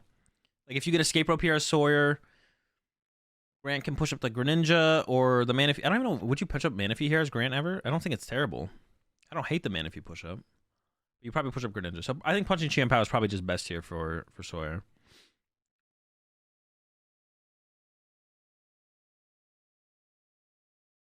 Greninja, Comfy. There is the escape rope now. Here's another Comfy. We could see another escape rope, though, from Sawyer, and then the Chien-Pao would probably be pushed back up into the active from Grant. Maybe the Manaphy, though. Another Battle VIP pass coming down. Let's see what the last grab is. Another Comfy. The bench has a lot of low HP Pokemon to play. This bench is kind of ugly, though, from Sawyer now, because you can't... I mean, I guess Hand Disruption really isn't that big of a threat in this matchup, though. But you can't set up, like, double Sableye or anything like that. But if you're not getting Hand Disrupt, I guess it doesn't really matter. There is one Iota. Oh, we whiffed the... Oh, wait, Sawyer had to go about this. There's no Colress in the hand for Sawyer here. So we're looking for Colress still, and we whiffed the attack. So that kind of sucks, actually. In my head, I thought we already had the Colress played. I don't know why I thought that. Yeah, I thought Colress was already played here for Sawyer, and we're just like, are we just going to use another Comfy? Probably seems fine. But no, we didn't even get the Colress there from Sawyer. So definitely correct to go for that third Comfy to try and get the turn 1 attack off. All right, over to Grant. Grant has... I think Grant literally has everything. I think Grant can literally... Yeah, canceling Cologne, bring up the Manaphy, KO 2 Comfies. Maybe you actually, to be honest, as Grant, you maybe KO the Manaphy, so you threaten the... I don't hate the idea of actually Grant going for the KO on the Manaphy itself. And that's what... Oh, Grant goes for the double Comfy. I don't know. Like, there is the possibility that Grant can do the double cross switcher canceling clone play again, but if you KO the Manaphy, Sawyer now has to play a Super Rod, recover the Manaphy, get the Manaphy back into play. With my hand, I maybe should have low-key gone for 4 Comfy there instead of Ninja, but that's so goofy, I don't know. It's really hard to... Nah, it's probably always correct to go for the Greninja, because, like, your follow-up turns, you're going to definitely value the Greninja being in play a little bit more. It's probably correct to have gone for the Greninja. This just slows things down really effectively now. I mean, possibly, but like, there's not that much time left as well. So like, you want to just be like drawing as many, but like, slowing things down in this matchup doesn't really matter too much. Like, Sawyer's play here is probably never going to be Sableye without playing a Colress on the last turn. So Sawyer's probably never Sableyeing you. So Sawyer's always punching you with Cram. Whether you KO the Manaphy or don't KO the Manaphy, probably. I guess Sawyer could get to 10 and then all of a sudden use the Sableye. That is possible. I don't know. I don't hate the idea of Grant going KO Manaphy just to have like a higher chance of being able to use Greninja next turn to get another double KO, to be honest. It seems solid. It's close.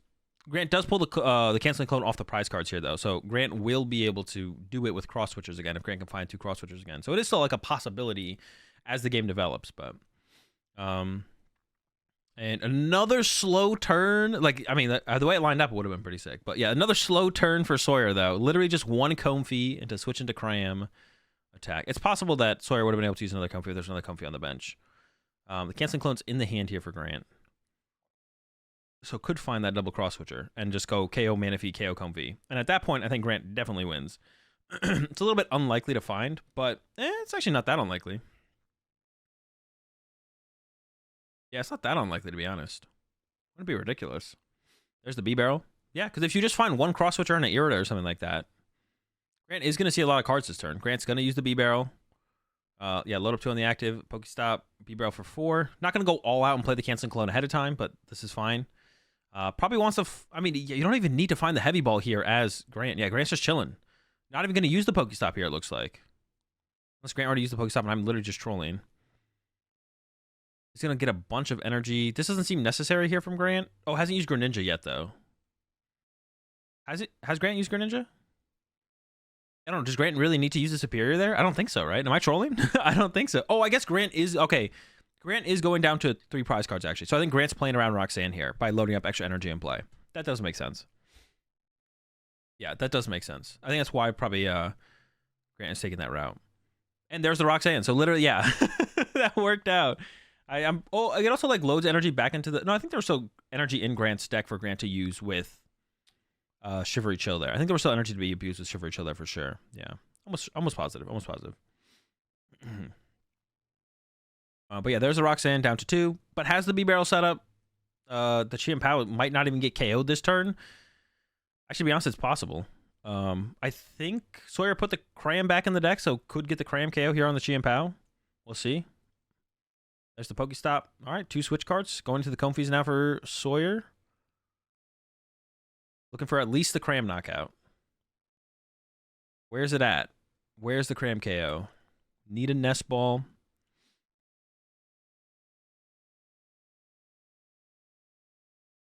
Could we get to... we can't get to 10 here. It is like Cram... You don't want to attack with a 2-prizer here. So you could attack with a 2-prizer, I guess, here through Mirage Gate as Sawyer, but that's never the play.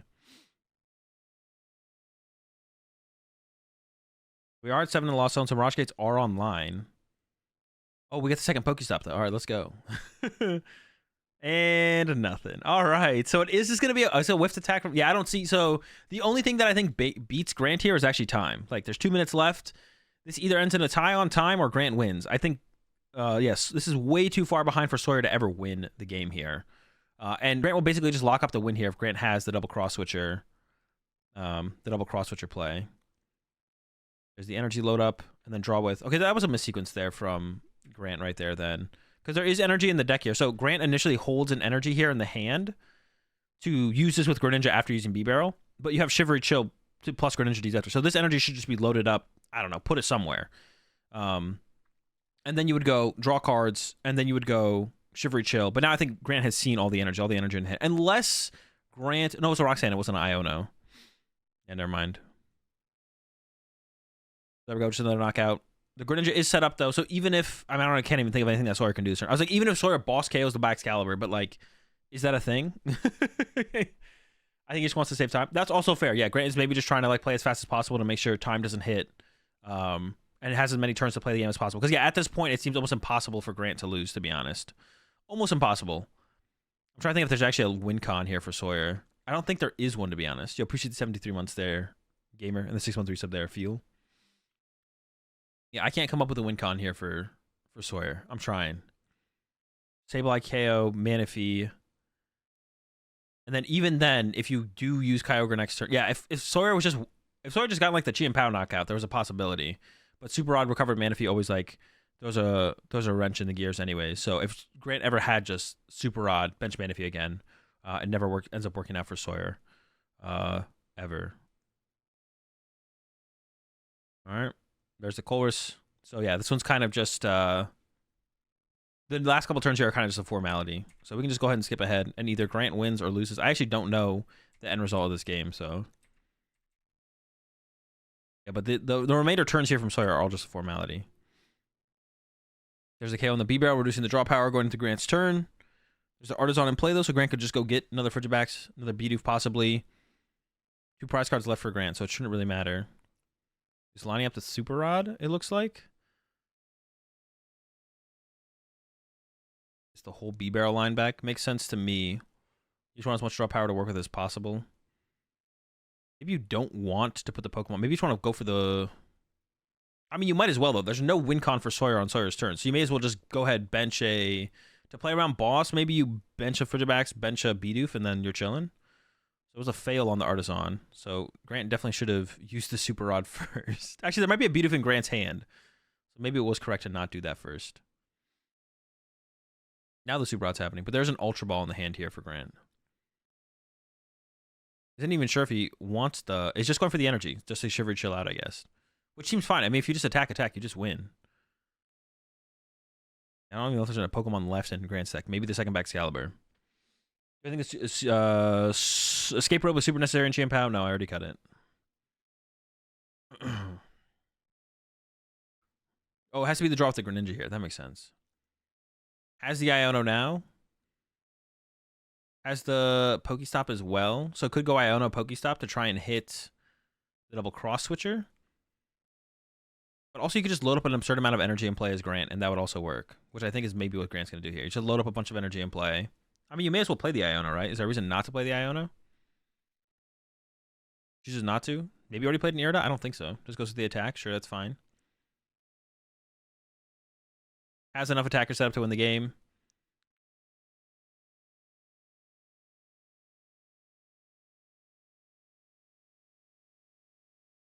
Wait, I'm kind of confused. Wait, did Sawyer just scoop there?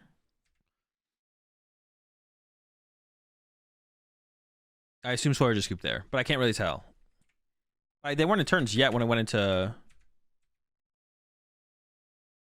They were in turns on... Did they enter turns sooner than I thought, actually? I just want to like check to make sure. Sawyer asked if Grant had energy in deck. Oh. Oh, to be able to attack. Dude, I'm trying to find... Oh, this is the point where they hit turns, right? Was this turn... So Sawyer's turn 0, Grant's turn 1, Sawyer's turn 2, Grant's turn 3. Okay, okay. So yeah, Grant ends up winning in the end. I assume is the end result here is that Grant gets the dub. I don't know for sure, but that's my guess.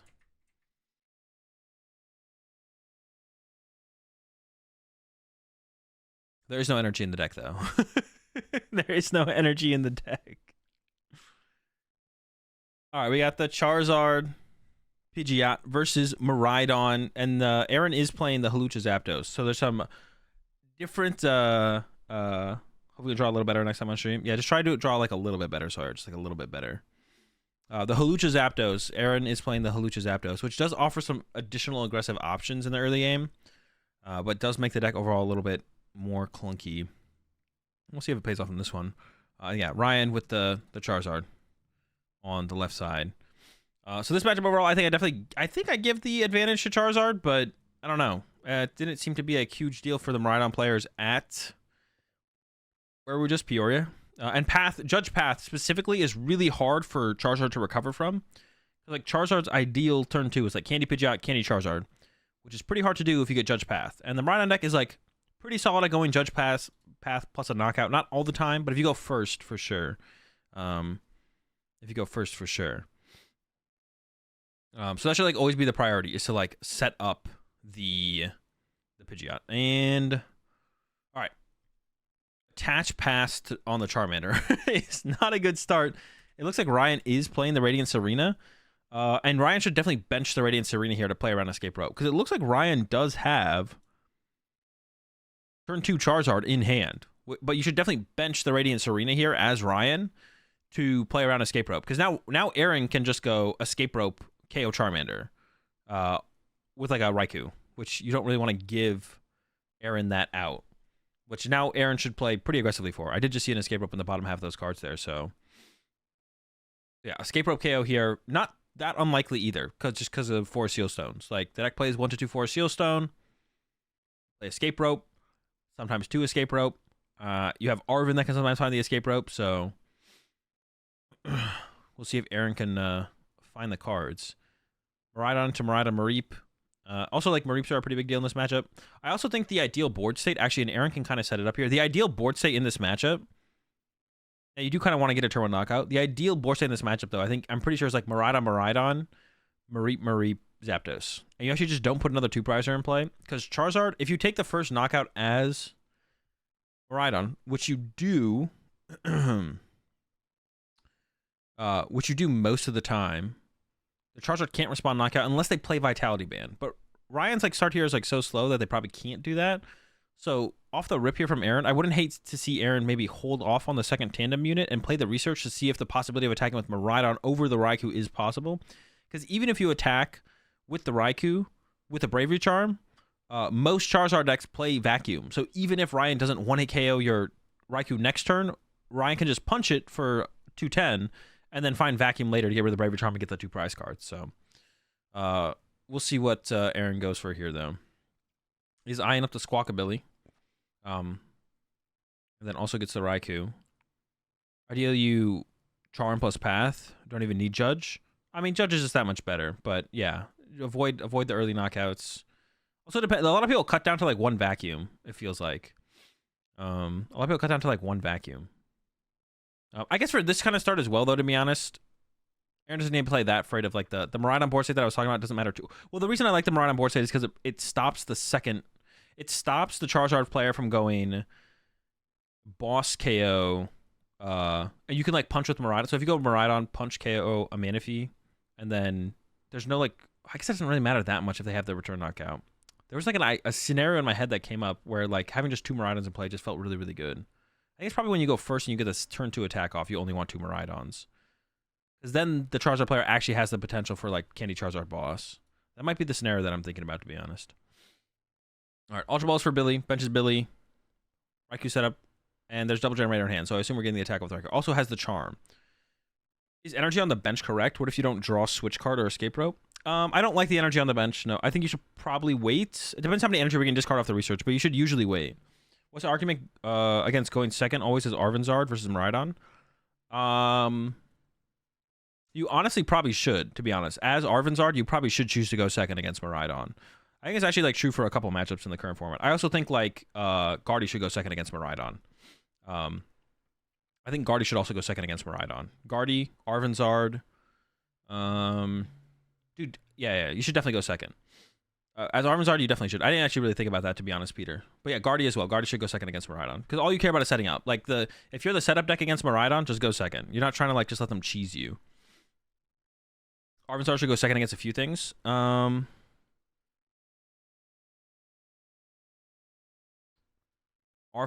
going second.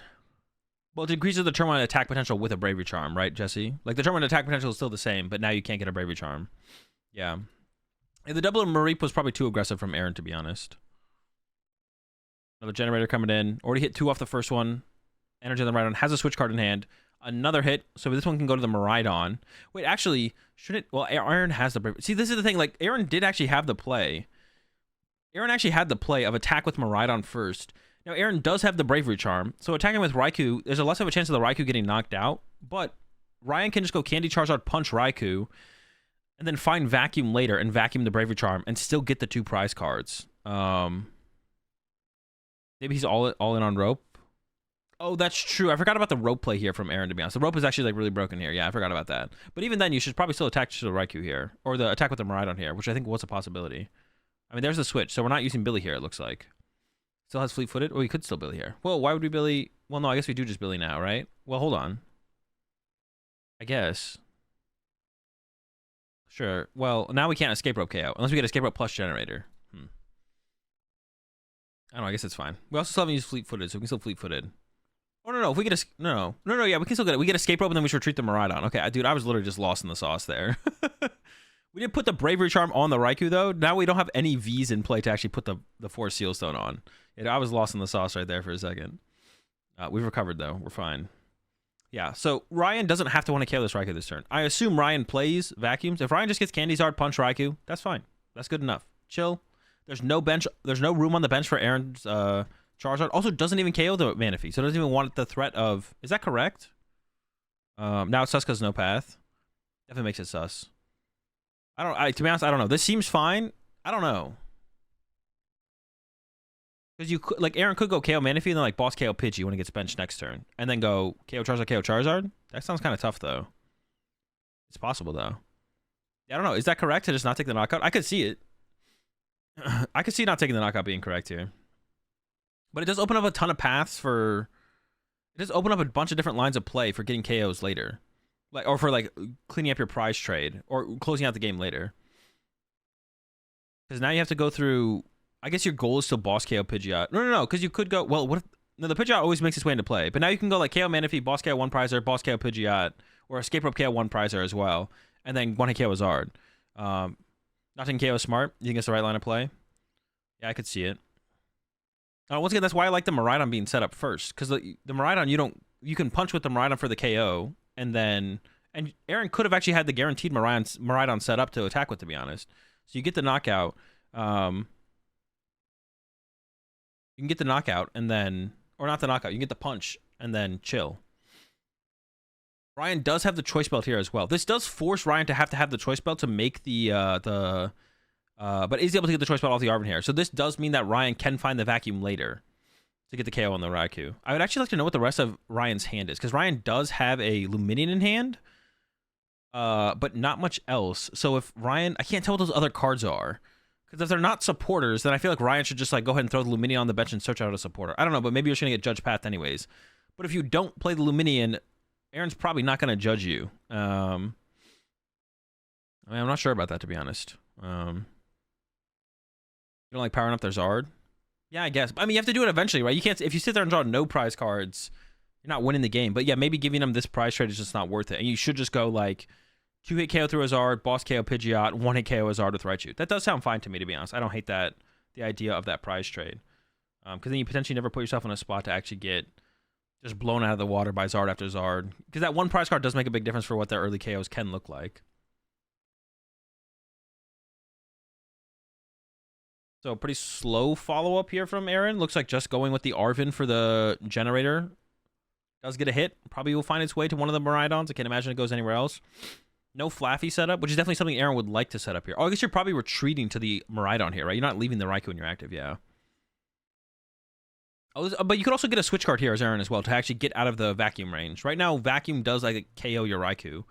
I did see, well, we did already see a switch from Aaron, so Aaron might not play switch card as well. Actually, if Aaron does play switch card, that's what Aaron should have searched off the Arvin there, was switch card, and then punch with Miraidon. That would have been the play there for sure.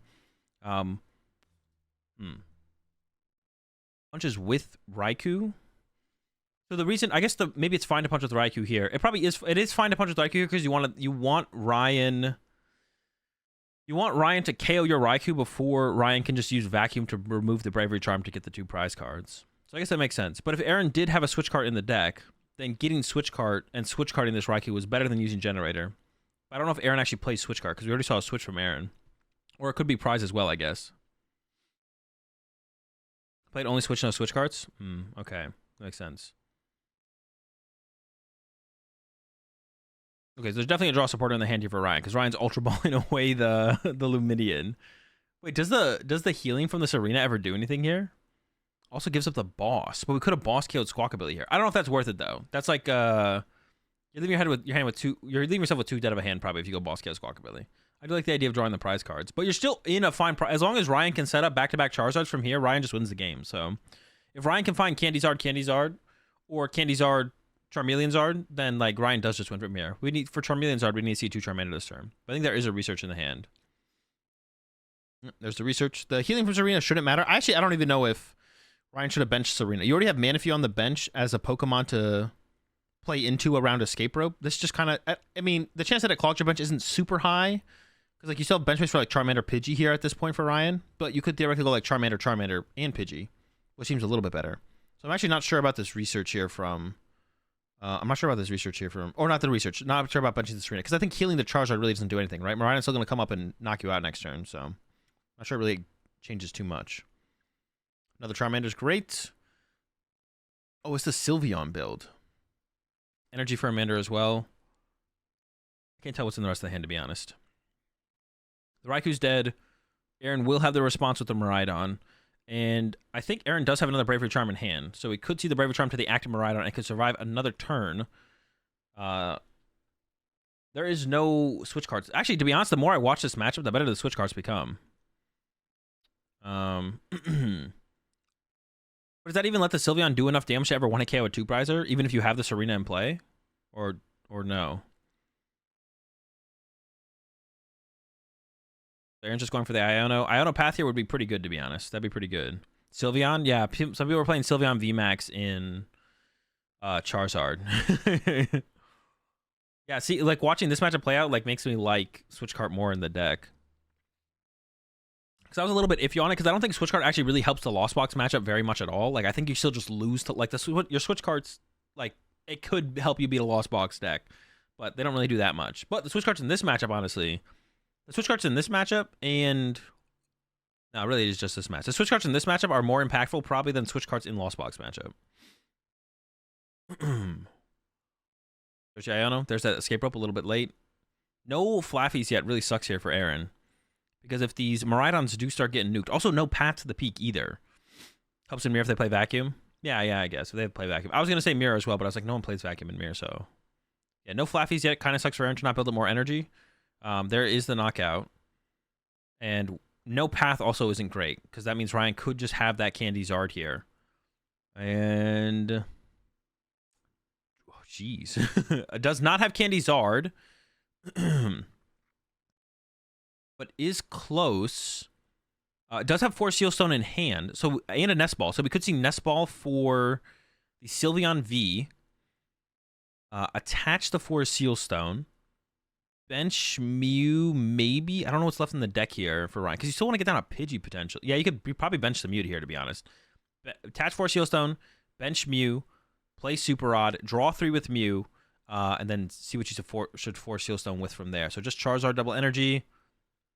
Probably makes sense. Could have got a Charmander. Probably don't need the Charmander. There's still plenty of energy left in the deck, so maybe could have got a Charmander. I don't know. And then, yeah. Bench Mew. Draw 3 off Mew. See if you have to use the 4 Seal Stone or not. Ideally, you don't even use 4 Seal Stone here. The chance that you don't use 4 Seal Stone here is really unlikely. Okay, that's Ultra Ball. So Ultra Ball for Charizard. 4 Seal Stone for Candy. Candy Charizard. 1 on active. 2 on the bench Charmander. And then you're just a Charizard away from winning the game here. So Ryan's in a pretty good spot here. Ryan's in a pretty good spot. There we go.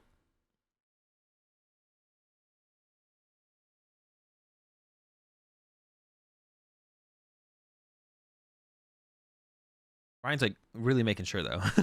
Wait, oh, I guess Arven works too? Yeah, never mind. Arven's even better because we haven't played this. Well, is it better? Do you want to leave Arven in your deck? I really want to leave Arven in my deck. If I get Iono or Judge next turn, I want to draw into an Arven potentially, right? I think we just go for the Candy itself. Oh, Raihan. Okay, I guess you should Raihan here. That makes sense. You're not gonna be able to. Wait, no. Does that make sense? Don't we want Raihan next turn if we get knocked out? Okay, I don't like the Raihan here. I want to keep Raihan in the deck here. I don't like using Raihan here, actually. Yeah, we shouldn't use Raihan here as Ryan. We should just get the Charizard itself. That's it. Because Raihan's a good draw. If we get Iono'd or Judged here, we want to draw into Raihan. That wins us the game. Because like if Aaron goes next turn, Raichu 1-hit KO. Wait a second. Never mind. Ryan doesn't KO this active Miraidon yet. I don't know why I thought Ryan was KOing this active Miraidon. We're simply punching this Miraidon. It has the Bravery Charm. I forgot about the Bravery Charm. Loading up the Sylveon. It's 1 on the Charmander, 2 on the Sylveon. I thought we were just winning the game here as Ryan, to be honest. we're not quite winning the game. I thought we were basically setting up to win the game, like back-to-back Charizards. But yeah, we don't actually have the KO here. And now we have a 0-card hand for Ryan, but we do have the Mew in play. So path, we need to finally see a path from Aaron, hopefully. Not that Aaron hasn't wanted to put a path in play. Aaron, actually, to be honest, I'm pretty sure without these... If Aaron had just had a path at any point in these first, 3 turns, Aaron just wins the game. Because I don't think Ryan has ever drawn into a hand that can deal with Path to the Peak and Candy out of Charizard. So if Aaron had just drawn a path, the game would have just ended on any other previous turn. Well, I guess not last turn, because Ryan already had a Charizard set up. But this turn, last turn, or the first turn, if Aaron just found a Path to the Peak, the game just ends. Super Rod coming in from Aaron. There's a Flaffy. I guess one that got discarded earlier. I didn't notice that. We'll finally set up a Flaffy to get more energy into play. And does have the Raichu ready to go. So Aaron can go Raichu 1-hit KO here if he wants to. Gives up the Mew here, which was a source of draw power. I don't know how relevant it is as a source of draw power, but it was. Aaron could also go for Boss KO on Sylveon potentially and reserve the Raichu for later.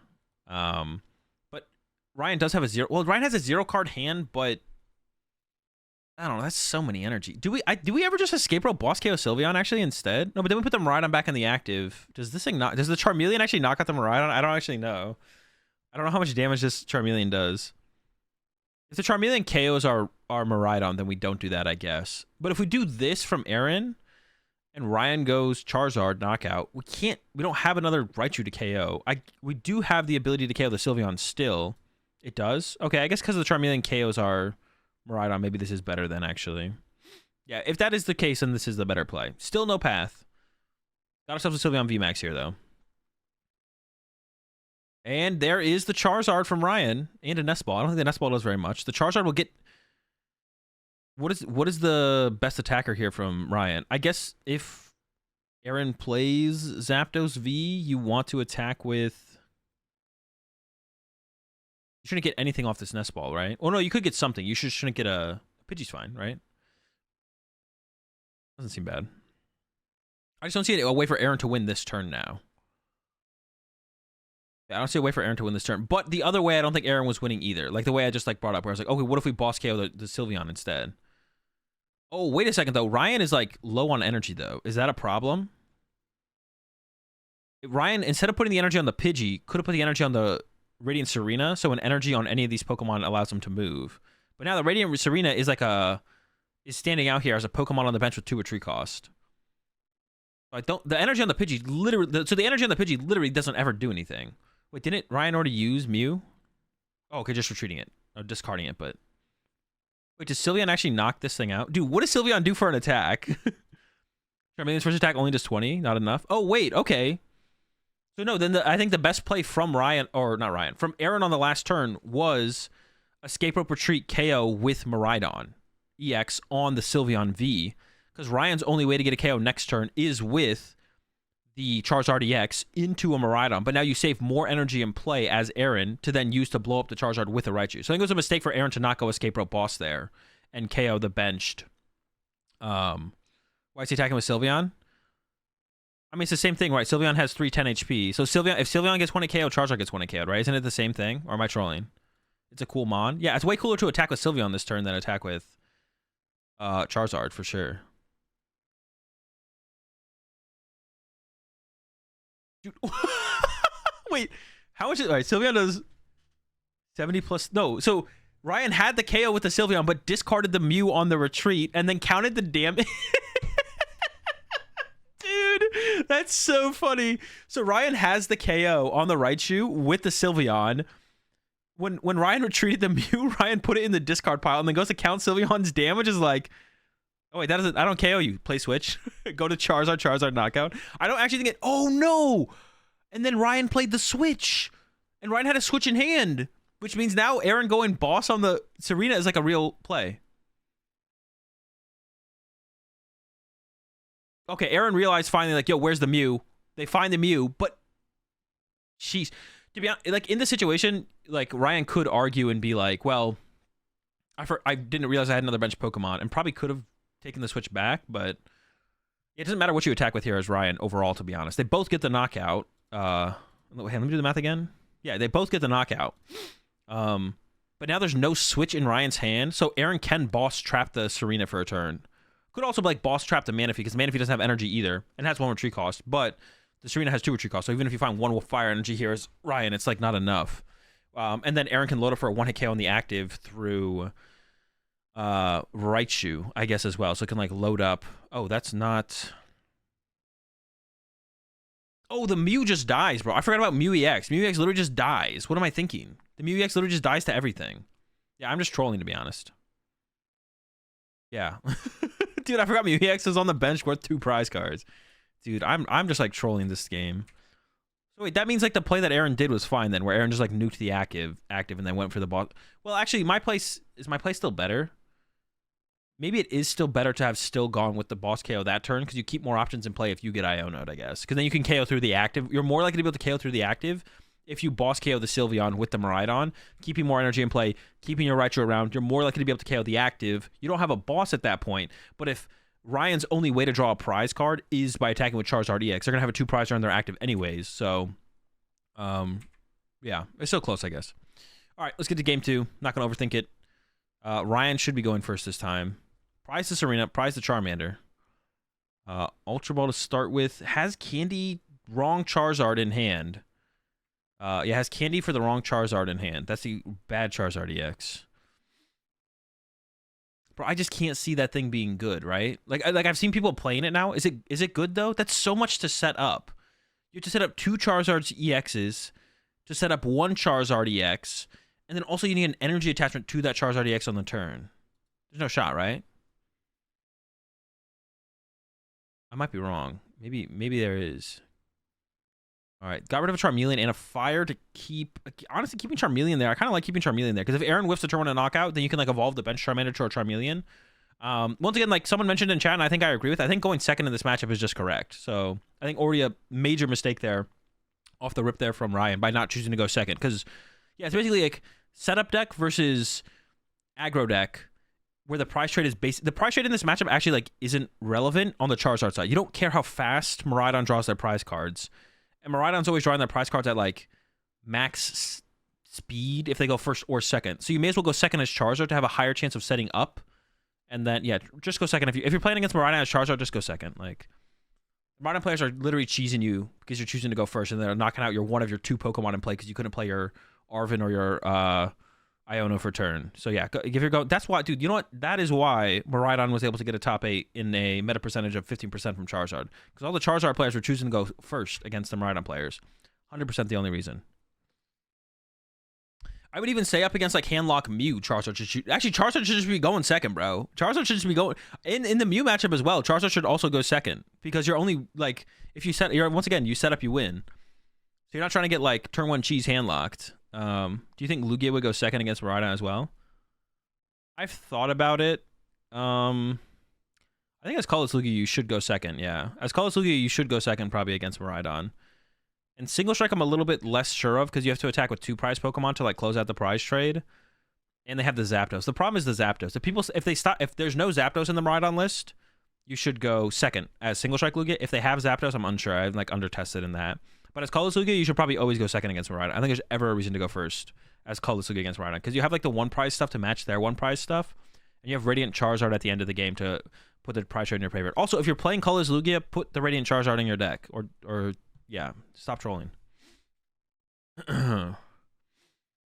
Obviously, if you're playing into a blind matchup, it's probably correct to go first as Charizard. If you're playing a blind matchup and you're playing Charizard, go first. But if you know the matchup, if it's Miraidon or we just mentioned another one, or Mew, go second. Yeah, because setting up is just the prize trade is not irrelevant. Them getting the first prize card, they can have 2 prize cards, bro. Take them, bro.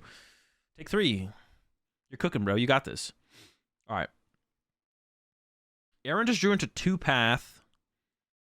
Aaron also attached. Aaron needs to stop it. Did I see that correctly? See, I'm too much talking about something else. I'm not even paying attention to the game. My analysis is useless here. Aaron needs to stop attaching. Ooh, so goes for the is going for the Zapdos Donkey. Aaron needs to stop attaching the energy before playing a research. We're gonna draw an energy off the research. I actually think off this research, Aaron doesn't draw an energy. But if we draw into a switch card, the energy being on the Zapdos or on somewhere else is just better. Wait, hold up. Let me look at this hand real fast. There's a switch card in the hand. There's an Arven. Could have gone Arven for Generator 4 Sealstone. Generator for 2.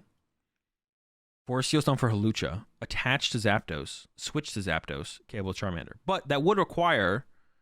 Arven isn't good here. That's what I wasn't really paying attention. But now that I'm going back and paying attention, Arven almost guarantees the turn 1 attack, it feels like. But you don't get Path. You kind of want the Path. Yeah, Path is like pretty big here, I think, from Aaron. So I think I like the research. I don't know if I like benching the Zapdos though. Zapdos is like, I don't know. Zapdos is like, all right, it's kind of cool. Oh no, Aaron did draw an energy there. Yeah, Aaron needs to stop attaching the energy before playing the research. We're gonna draw into an energy. Calm down. We're gonna draw into an energy. Don't worry. And then we might want it on the bench instead of the active. But Aaron keeps attaching to the active and then playing the research afterwards. I don't like that. I played Guardia at Peoria. If only had a Flying P. Bro, the Flying P. Would love to see it. Yeah, because then we could have got the Flying P, switch into the Flying P, and then had options after that, for sure. All right, there's 2. This is actually a little bit awkward, because you kind of want to Billy for the turn 1 attack as Aaron, but you also just want to throw a Path to the P can play. With a 4-card hand from Ryan, I would just put a Path in play, I think, and chill. Just Path and chill. I don't think you need to be super aggressive here as Aaron.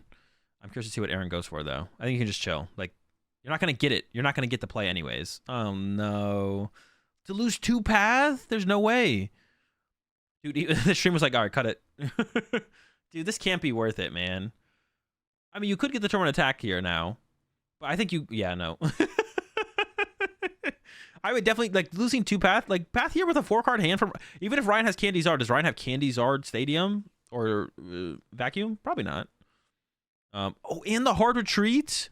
Dude, just leave the energy on the active. Oh, I guess the hand is dead here, though, for Aaron. I still don't like that though. Just leave the energy active and pass. But yeah, I don't like the Billy play here. Just chill, just Path chill. I think it's like more than enough here. Like you want the turn 1 attack, but if you want to attack so bad play, yeah, if you really want, if you're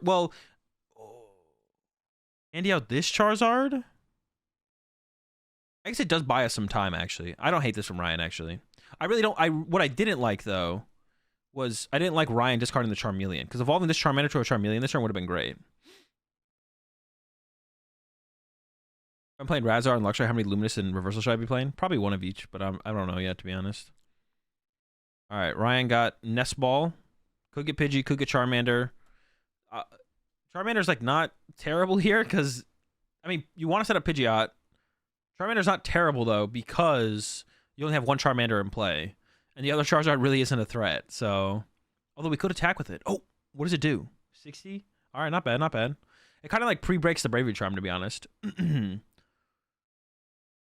right, so Aaron has their last path in hand, but has no way to attack this turn in this current hand, I don't think. Yeah, Aaron should have just like chill with that Raikou. I mean, actually, to be honest, it wouldn't have mattered because there's no energy in this hand either. So, yeah, this is not good. This is really not good. Down with the boss on the Charmander. I think that's fine. And pass.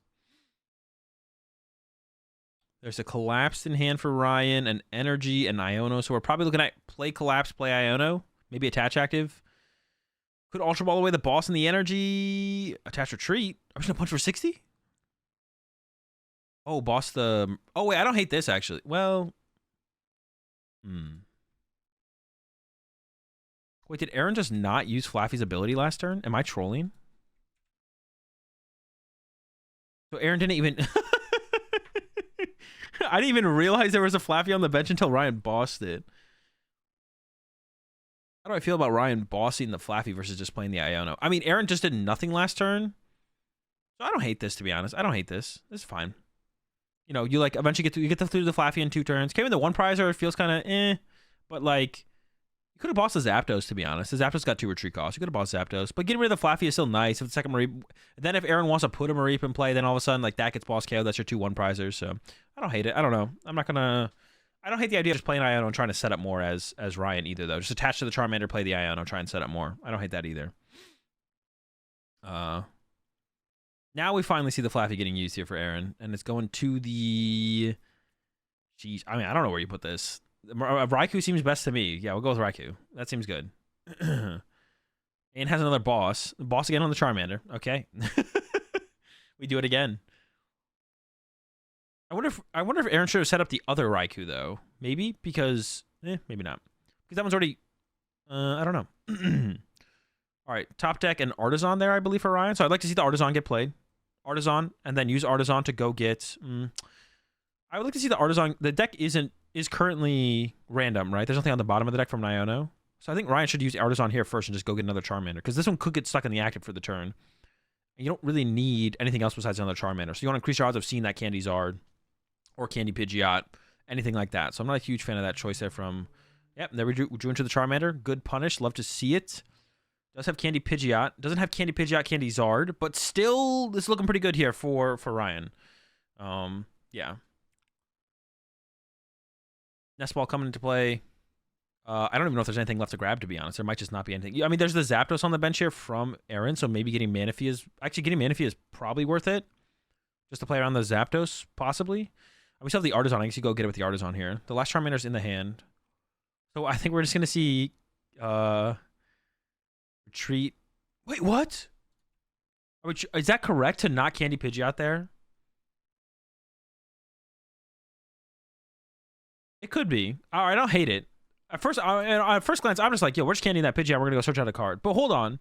If we do candy the Pidgeot here from Ryan, then Aaron can just boss KO it, right? You're going candy Pidgeot to search out one card, which doesn't progress your hand too much. Well, I guess the problem with that, though, is like, Ryan's hand is not that good if we don't have more cards to work with next turn, isn't it? Oh, no, but I guess there is an Arven, so we can go Candy Pidgeot, Candy Zard. Actually, no, I kind of like it. Because otherwise, Aaron just boss KOs our Pidgeot, and that kind of sucks. So I like waiting for the turn, yeah. Aaron did already use a couple bosses. That is true. Aaron did just boss twice. Do you guys think Aaron has... I mean, Aaron's done nothing but boss. Maybe the last card in the hand is a boss. Or there it is. It is in the hand, yeah. Or one of the last cards in the hand is a boss, and it is, in fact, another boss. This hand has got a whole bunch of cards, but none of them seem that good here. With only 2 energy in play for Aaron. But there's a boss. We could go for another boss KO here. If we don't Pidgeot, we get Zard next turn. Yeah, but if you Pidgeot this turn, you can search out the Candy and the Zard for next turn. So it's like the same thing. If you go Candy Pidgeot this turn, you can search out the Candy, the next turn search out the Zard, and then go Candy Zard. So it's like the same thing. Yeah, Aaron got Ion into another boss. I mean, it had to be somewhere. Might as well be in the hand. The Mareep is put back into play here for Aaron. So that does, like I said, like with this few energy in play from Aaron going after the Flaffy, also Aaron making the mistake of not using as many Dynamotors as he could have. This is kind of set up for a play here from Aaron, or from Ryan. Where now like the second Mareep does come into play from Aaron, and now Ryan's gonna be able to boss KO that second Mareep to go back on even prize cards. So, and the Mareep actually, dude, benching the Mareep is so bad here. That thing has 60 HP. Like Ryan next turn can boss KO that with the active Charizard. Okay, I don't hate the idea of Aaron putting a Mareep in play, but I don't think I would do it this turn. I think you'd want to be able to. I think you'd want to KO this Charizard EX. The turn you KO this Charizard EX, I think would want to be the turn you bench the Mareep. Because next turn, Ryan could just go boss KO Mareep with this active Charizard for 60 damage and put himself back on even prize cards. So that does... I don't like that. Not a huge fan of that. We'll see what Aaron decides to go for here, though. Hasn't played a supporter yet. Oh, no, did just play the Raihan. The Raihan's been played. So we're locked in on the Raihan. Never mind, I take it back. Boss is not an option. We are just punching the active. I assume. Could attach a Bravery Charm. Does Bravery Charm stop anything, though? I don't think it does. It would just be like to play around like it getting Iono'd back to the deck or something like that. All right. Now we do have the Candy Pidgeot. There's also another candy in the hand now. Yeah, here comes the Arvin. So there's not going to be a boss on the Mareep, but we can go after the other thing later.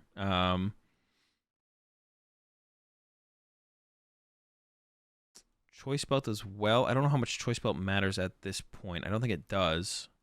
Yeah, we have... Oh, actually, how many energy are left in the deck? We might have to go get a super... Oh, it gives up a candy. What was the other card in the hand? Choice Belt? Do we need Choice Belt anymore at this point? Well, we can still go Candy Pidgeot, Candy Zard, though. I guess that's still possible. We can go Candy Pidgeot. Pidgeot finds Candy, Candy Zard. So it is still possible, I guess, even though we discarded a candy. The Choice Belt just didn't seem that good. Oh, wait, what the heck?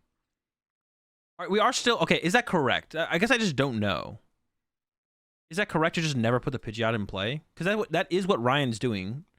And it does avoid giving Aaron like an easy 2-prize knockout. But if Ryan was going to do this, we still need another Charizard probably here from Ryan. Okay, and this thing retreat for 2? This thing only has 2 retreat cost? Oh, shoot, I didn't know that. Oh, I thought we had to attack with the active Charizard EX. I didn't know this thing had 2 retreat costs. I didn't know we could just move this thing. Okay, the Choice Belt makes sense then. I take it back. Jeez, my bad. But we could have still had a Pidgeot set up, right, though? Unless I'm trolling. We could also have a Pidgeot on our bench here with Ryan being ahead in the prize trade. I feel like Candy Pidgeot, Candy Charizard was still correct here overall. Unless we're like running out of candy as Ryan and don't have actually enough candies to set up another Charizard at some point. That'd be like the only reason where I see that not being very good. Oh, Aaron can actually snipe KO the bench. Am I doing that math right? No, never mind. It can't snipe KO. It does what? 90 snipe to the bench? I thought we were locked in on the Charizard EX in the active. That's why I was thinking. That's why I was thinking like, well, we might have to get Super Rod here to load up enough energy on the active on this turn. But apparently, we had plenty of energy left, and we can retreat. The thing only has 2 retreat costs. What the heck? I guess the Charizard is so bad it has to have like some redeeming quality about it. So for Aaron here, drawn 0 prize cards. Now, if Aaron does attack into this Charizard, you don't just get KO'd back. I guess we have that going right now. Snipe bench is kind of bad. Well, actually, a play we could see here from Aaron is Aaron can go attack with Miraidon, ideally. Miraidon punch the active Charizard. No, that doesn't make any sense. I was thinking we could go like Zapdos. No, I don't see a line here, to be honest. Nothing gets KO'd besides the Squawk ability, though. Like, nothing on Ryan actually can't take a knockout because Aaron hasn't drawn a prize card yet. I actually don't know what Aaron should attack with this turn. You could attack with the Zapdos and put 90 on the bench, 120 on the active. But is that good? You could do it again, and you draw 2 prize cards, and then the active isn't KO'd yet, but it's close. For some reason in my head, I was like, if we attack with Miraidon and then attack with Zapdos, we draw 4 prize cards in 2 turns. But no, there's not enough damage on the bench Charizard to do that. The V-Star power got used for a generator. Oh, is Aaron just looking for the KO this? I guess Aaron's just looking for the 1-hit KO with the Raichu this turn. Iono to 3, Raichu 1-hit KO. That's something. There's a hit for 1. That is 5. That is the knockout. But even with the knockout here from Aaron, then Aaron goes to 0 energy in play, and I think Ryan still has time to recover from this, to be honest. I think there is, unless like Ryan's just out of resources, I think there's still time to recover here. Oh, but Aaron's not doing that. Oh, wait, we can't get to 5, I guess. Never mind. Wait, have we not used the Flaffy? Wait, have we used the Flaffy? Shoot, I don't really want to go back and check.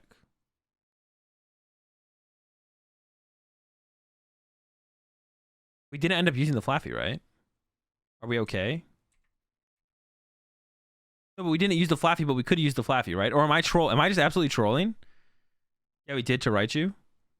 Oh, did we already Dynamotor? See, in my head, I'm just thinking we shouldn't Dynamotor until the end of the turn, so... Maybe we did, dude. Did we just see it? Chew was generated? That's what I was thinking. The Raichu is the generator. We could have got 1 KO on the active, yeah. Yeah, Aaron could have 1 KO the active here. I feel like that has to be the play here, right? 5 energy is 30 short. No, we can get to 6 energy, Irish. There was no... The Flaffy never got used. No Aaron just forgot about Dynamortar again. Yeah. We could have got... See, I'm not trolling, bro. I'm getting gaslit by chat right now. You guys are gaslighting me, bro. I was like, no, I think we have the KO with the Raichu this turn. You're like, no. 5 energy. We didn't use Dynamotor. We had 6. I owned a 3 KO Charizard. That sounds pretty good to me. Oh, they said wiping the energy off the board was bad? No. I'm not saying it was bad. I'm just saying I thought that's what Aaron was going for. I don't think Ryan's in a terrible spot, even if Aaron goes for the 1 KO on the active here. What I said was, even if Aaron goes for the 1 KO on the active here, I don't think it puts Ryan in a truly terrible spot, because like Ryan still has a decent amount of time to recover, because Aaron's only drawn 2 prize cards. I think it's the best play Aaron can do, but I think Ryan can still recover from it. Like wiping all the energy off the board here on Aaron's side, Ryan can still recover from that for sure. And like yeah, he still recover. This hand though sucks for Ryan. It does have the rare candy though.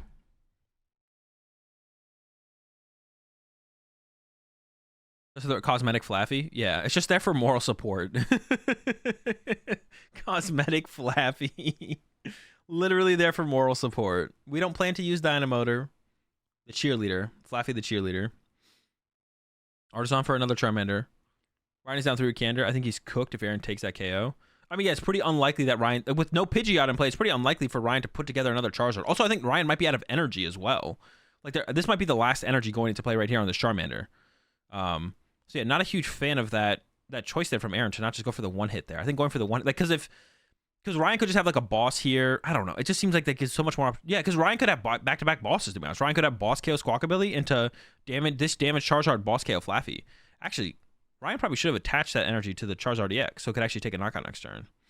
Yeah, Aaron should definitely this turn knock out the active Charizard. But if Aaron should knock out the active Charizard this turn, Aaron should have knocked out the active Charizard last turn. If it was correct this turn, nothing has changed where it wouldn't have been correct last turn. So it's just a mistake here from Aaron to have not KO'd this Charizard last turn. I think Aaron, to be honest, Aaron didn't realize that he could get 6 energy in play. Because he didn't use Dynamotor, so I think he thought he had already used Dynamotor. So it was like, well, I can only have 5 energy here. I guess I'm not getting the 1-hit KO on the Charizard. All right, we'll just punch you with the Zapdos. Which, if you don't have the 1-hit KO, punch with Zapdos is fine, I feel like. But yeah, definitely did have the 1-hit KO. Zapdos would knock the bench star this turn, so the attach would be wasted. Yeah, but if Ryan's... that's true. Actually, you're not wrong, to be honest. Because, yeah, the way Ryan played, Aaron's like, or the way Aaron played, Ryan's maybe like, well, maybe they're just going to attack with the Zapdos again and KO the bench Charizard and put more damage on the active. But that would be like an absurdly bad play on Aaron's side to like put 240 damage on the active Charizard that you don't need to do 2 90s to the bench Charizard to still only draw 2 prize cards. That trade-off is so unbelievably bad. I think Ryan has to make the analysis. If they attack with Zapdos again, there's no way they attack with Zapdos again. So putting the energy on the Charizard EX on the bench one is probably safe. Not that Ryan just like wins if it happens, but it would just, yeah, it would be so weird that I think it's fine to assume it doesn't happen. All right, 4 prize cards left here for Aaron. Pidgey send up from Ryan. Can collapsed Stadium away the Charizard EX off the bench, which you might as well do, right? We don't want to leave that thing around. Actually, I think Ryan is supposed to choose first here. I'm pretty sure. Yeah, Ryan is. I'm pretty sure, right? Isn't the player who plays it supposed to choose first? I could be trolling, but I'm pretty sure Ryan's supposed to choose first here. But Ryan definitely played it and is putting it on Aaron to choose first. But it doesn't really matter. They're both always getting rid of the same Pokemon. But I'm just like it has me questioning myself because Ryan is acting as if Aaron's supposed to do it first. Okay, finds Ultra Ball, has her candy in hand, so can go Candy Charizard. I don't think Ryan's played a Super Rod at all at this point, but Ryan maybe does have energy left to actually use with the Charizard EX. It didn't feel like it, but I could be wrong. Now what is the is there actually a good play here for Aaron? Aaron has like no resources left, has an escape rope in hand, has one boss left. How do we get Ultra Ball? With Sylveon's ability. Sylveon's ability searches for an item card. Yeah. Sylveon's ability just searches for an item card, and then your turn ends. Come on, Irish. You gotta keep up. You don't remember Sylveon box? All right, there's another hit. More energy is not making a big difference here for Aaron, I don't think. Well, I guess, you know what, Aaron? 3 prize cards left. Oh, but there's 3 prize cards left for Ryan. Huh. I didn't think about that. There is 3 prize cards left for Ryan, not 2. Okay, maybe this is still possible for Aaron, actually.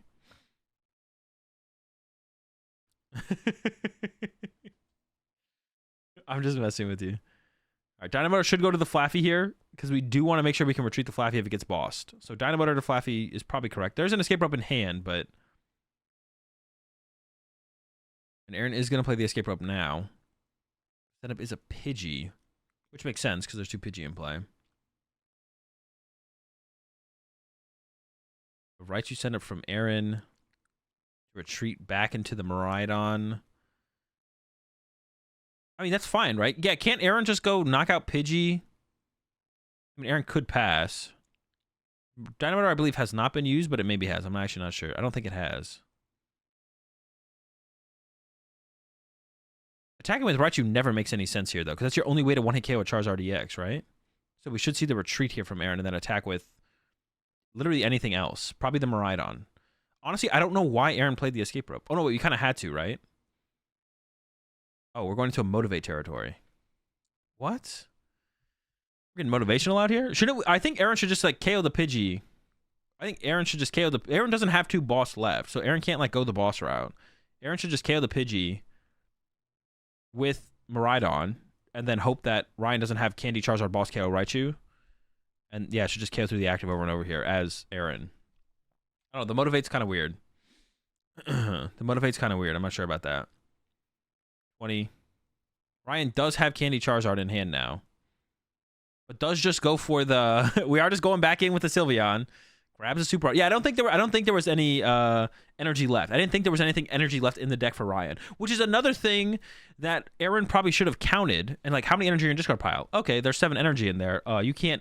Like, there's probably no energy to accelerate into play from your Charizard. Because most people play 8. So with that in mind, you need Candy Charizard and Super Rod in hand after using Sylveon for one of the pieces. Just knock out the Pidgey, see what happens, I feel like, is the better play here from Aaron. Yeah, I think Aaron's playing this way too conservatively for no reason. Should have just, like, escape roped and then attacked with Miraidon. Just attack, basically. Just attack something. Escape rope, send him with the Zapdos, and hit with the Zapdos honestly would have been fine. Like, this thing has 20 HP left, but... I mean, I don't know. Yeah, I guess you could have attacked with the Charmander with another energy for 2 more prize cards as Ryan, so maybe you don't want to give that up. But yeah, I think Aaron definitely should have just attacked last turn, for sure. Okay, now we have... And now because it was a turn late from Aaron, like I said, I'm pretty sure there was... basically, all the energy weren't there for Ryan. There's the Ultra Ball. There's the Charizard. Candy Charizard now has the energy to attack. 1-hit KO... And drop deck the boss. So now we have the boss on the Raichu. And I think Aaron only plays... I'm pretty sure Aaron only plays... Just got to make sure everything can retreat at this point for Ryan. Which I'm sure there's probably a switch card or something left in the deck.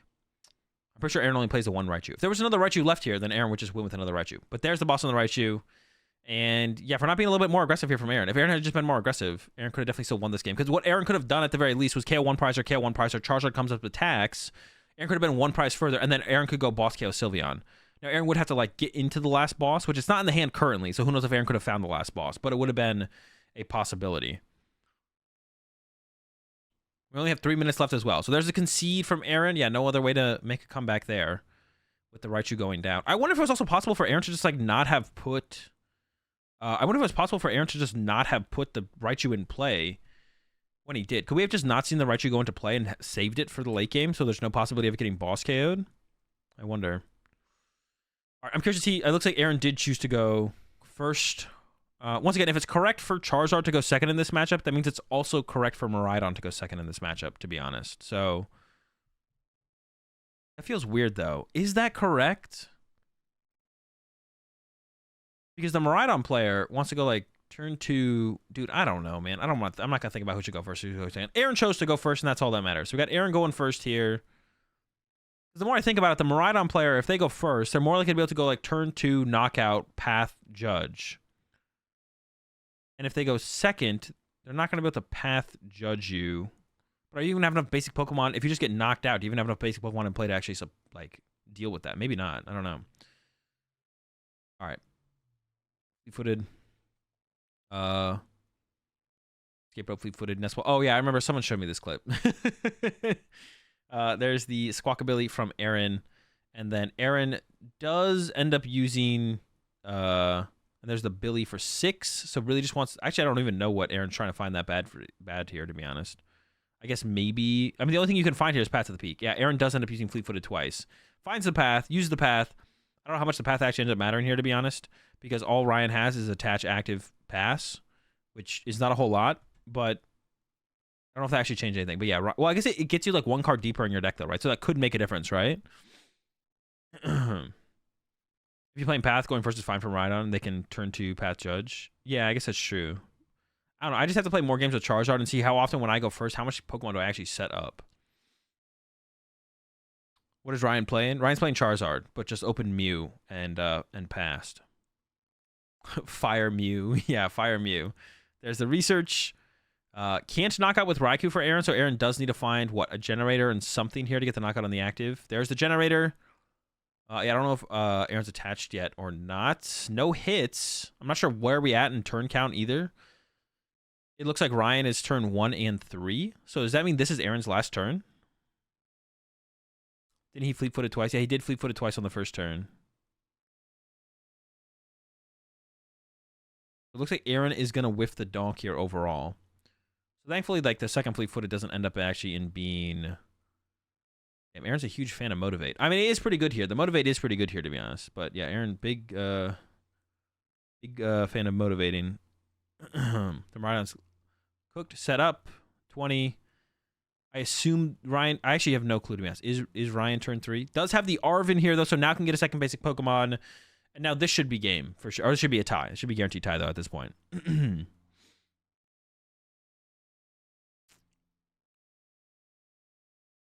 I was actually like trying to think, like, putting down Path turn 1 like that in general in this matchup is probably not correct. I mean, there's like the possibility of the turn 1 Luminion, but there's the possibility of the turn 1 Luminion.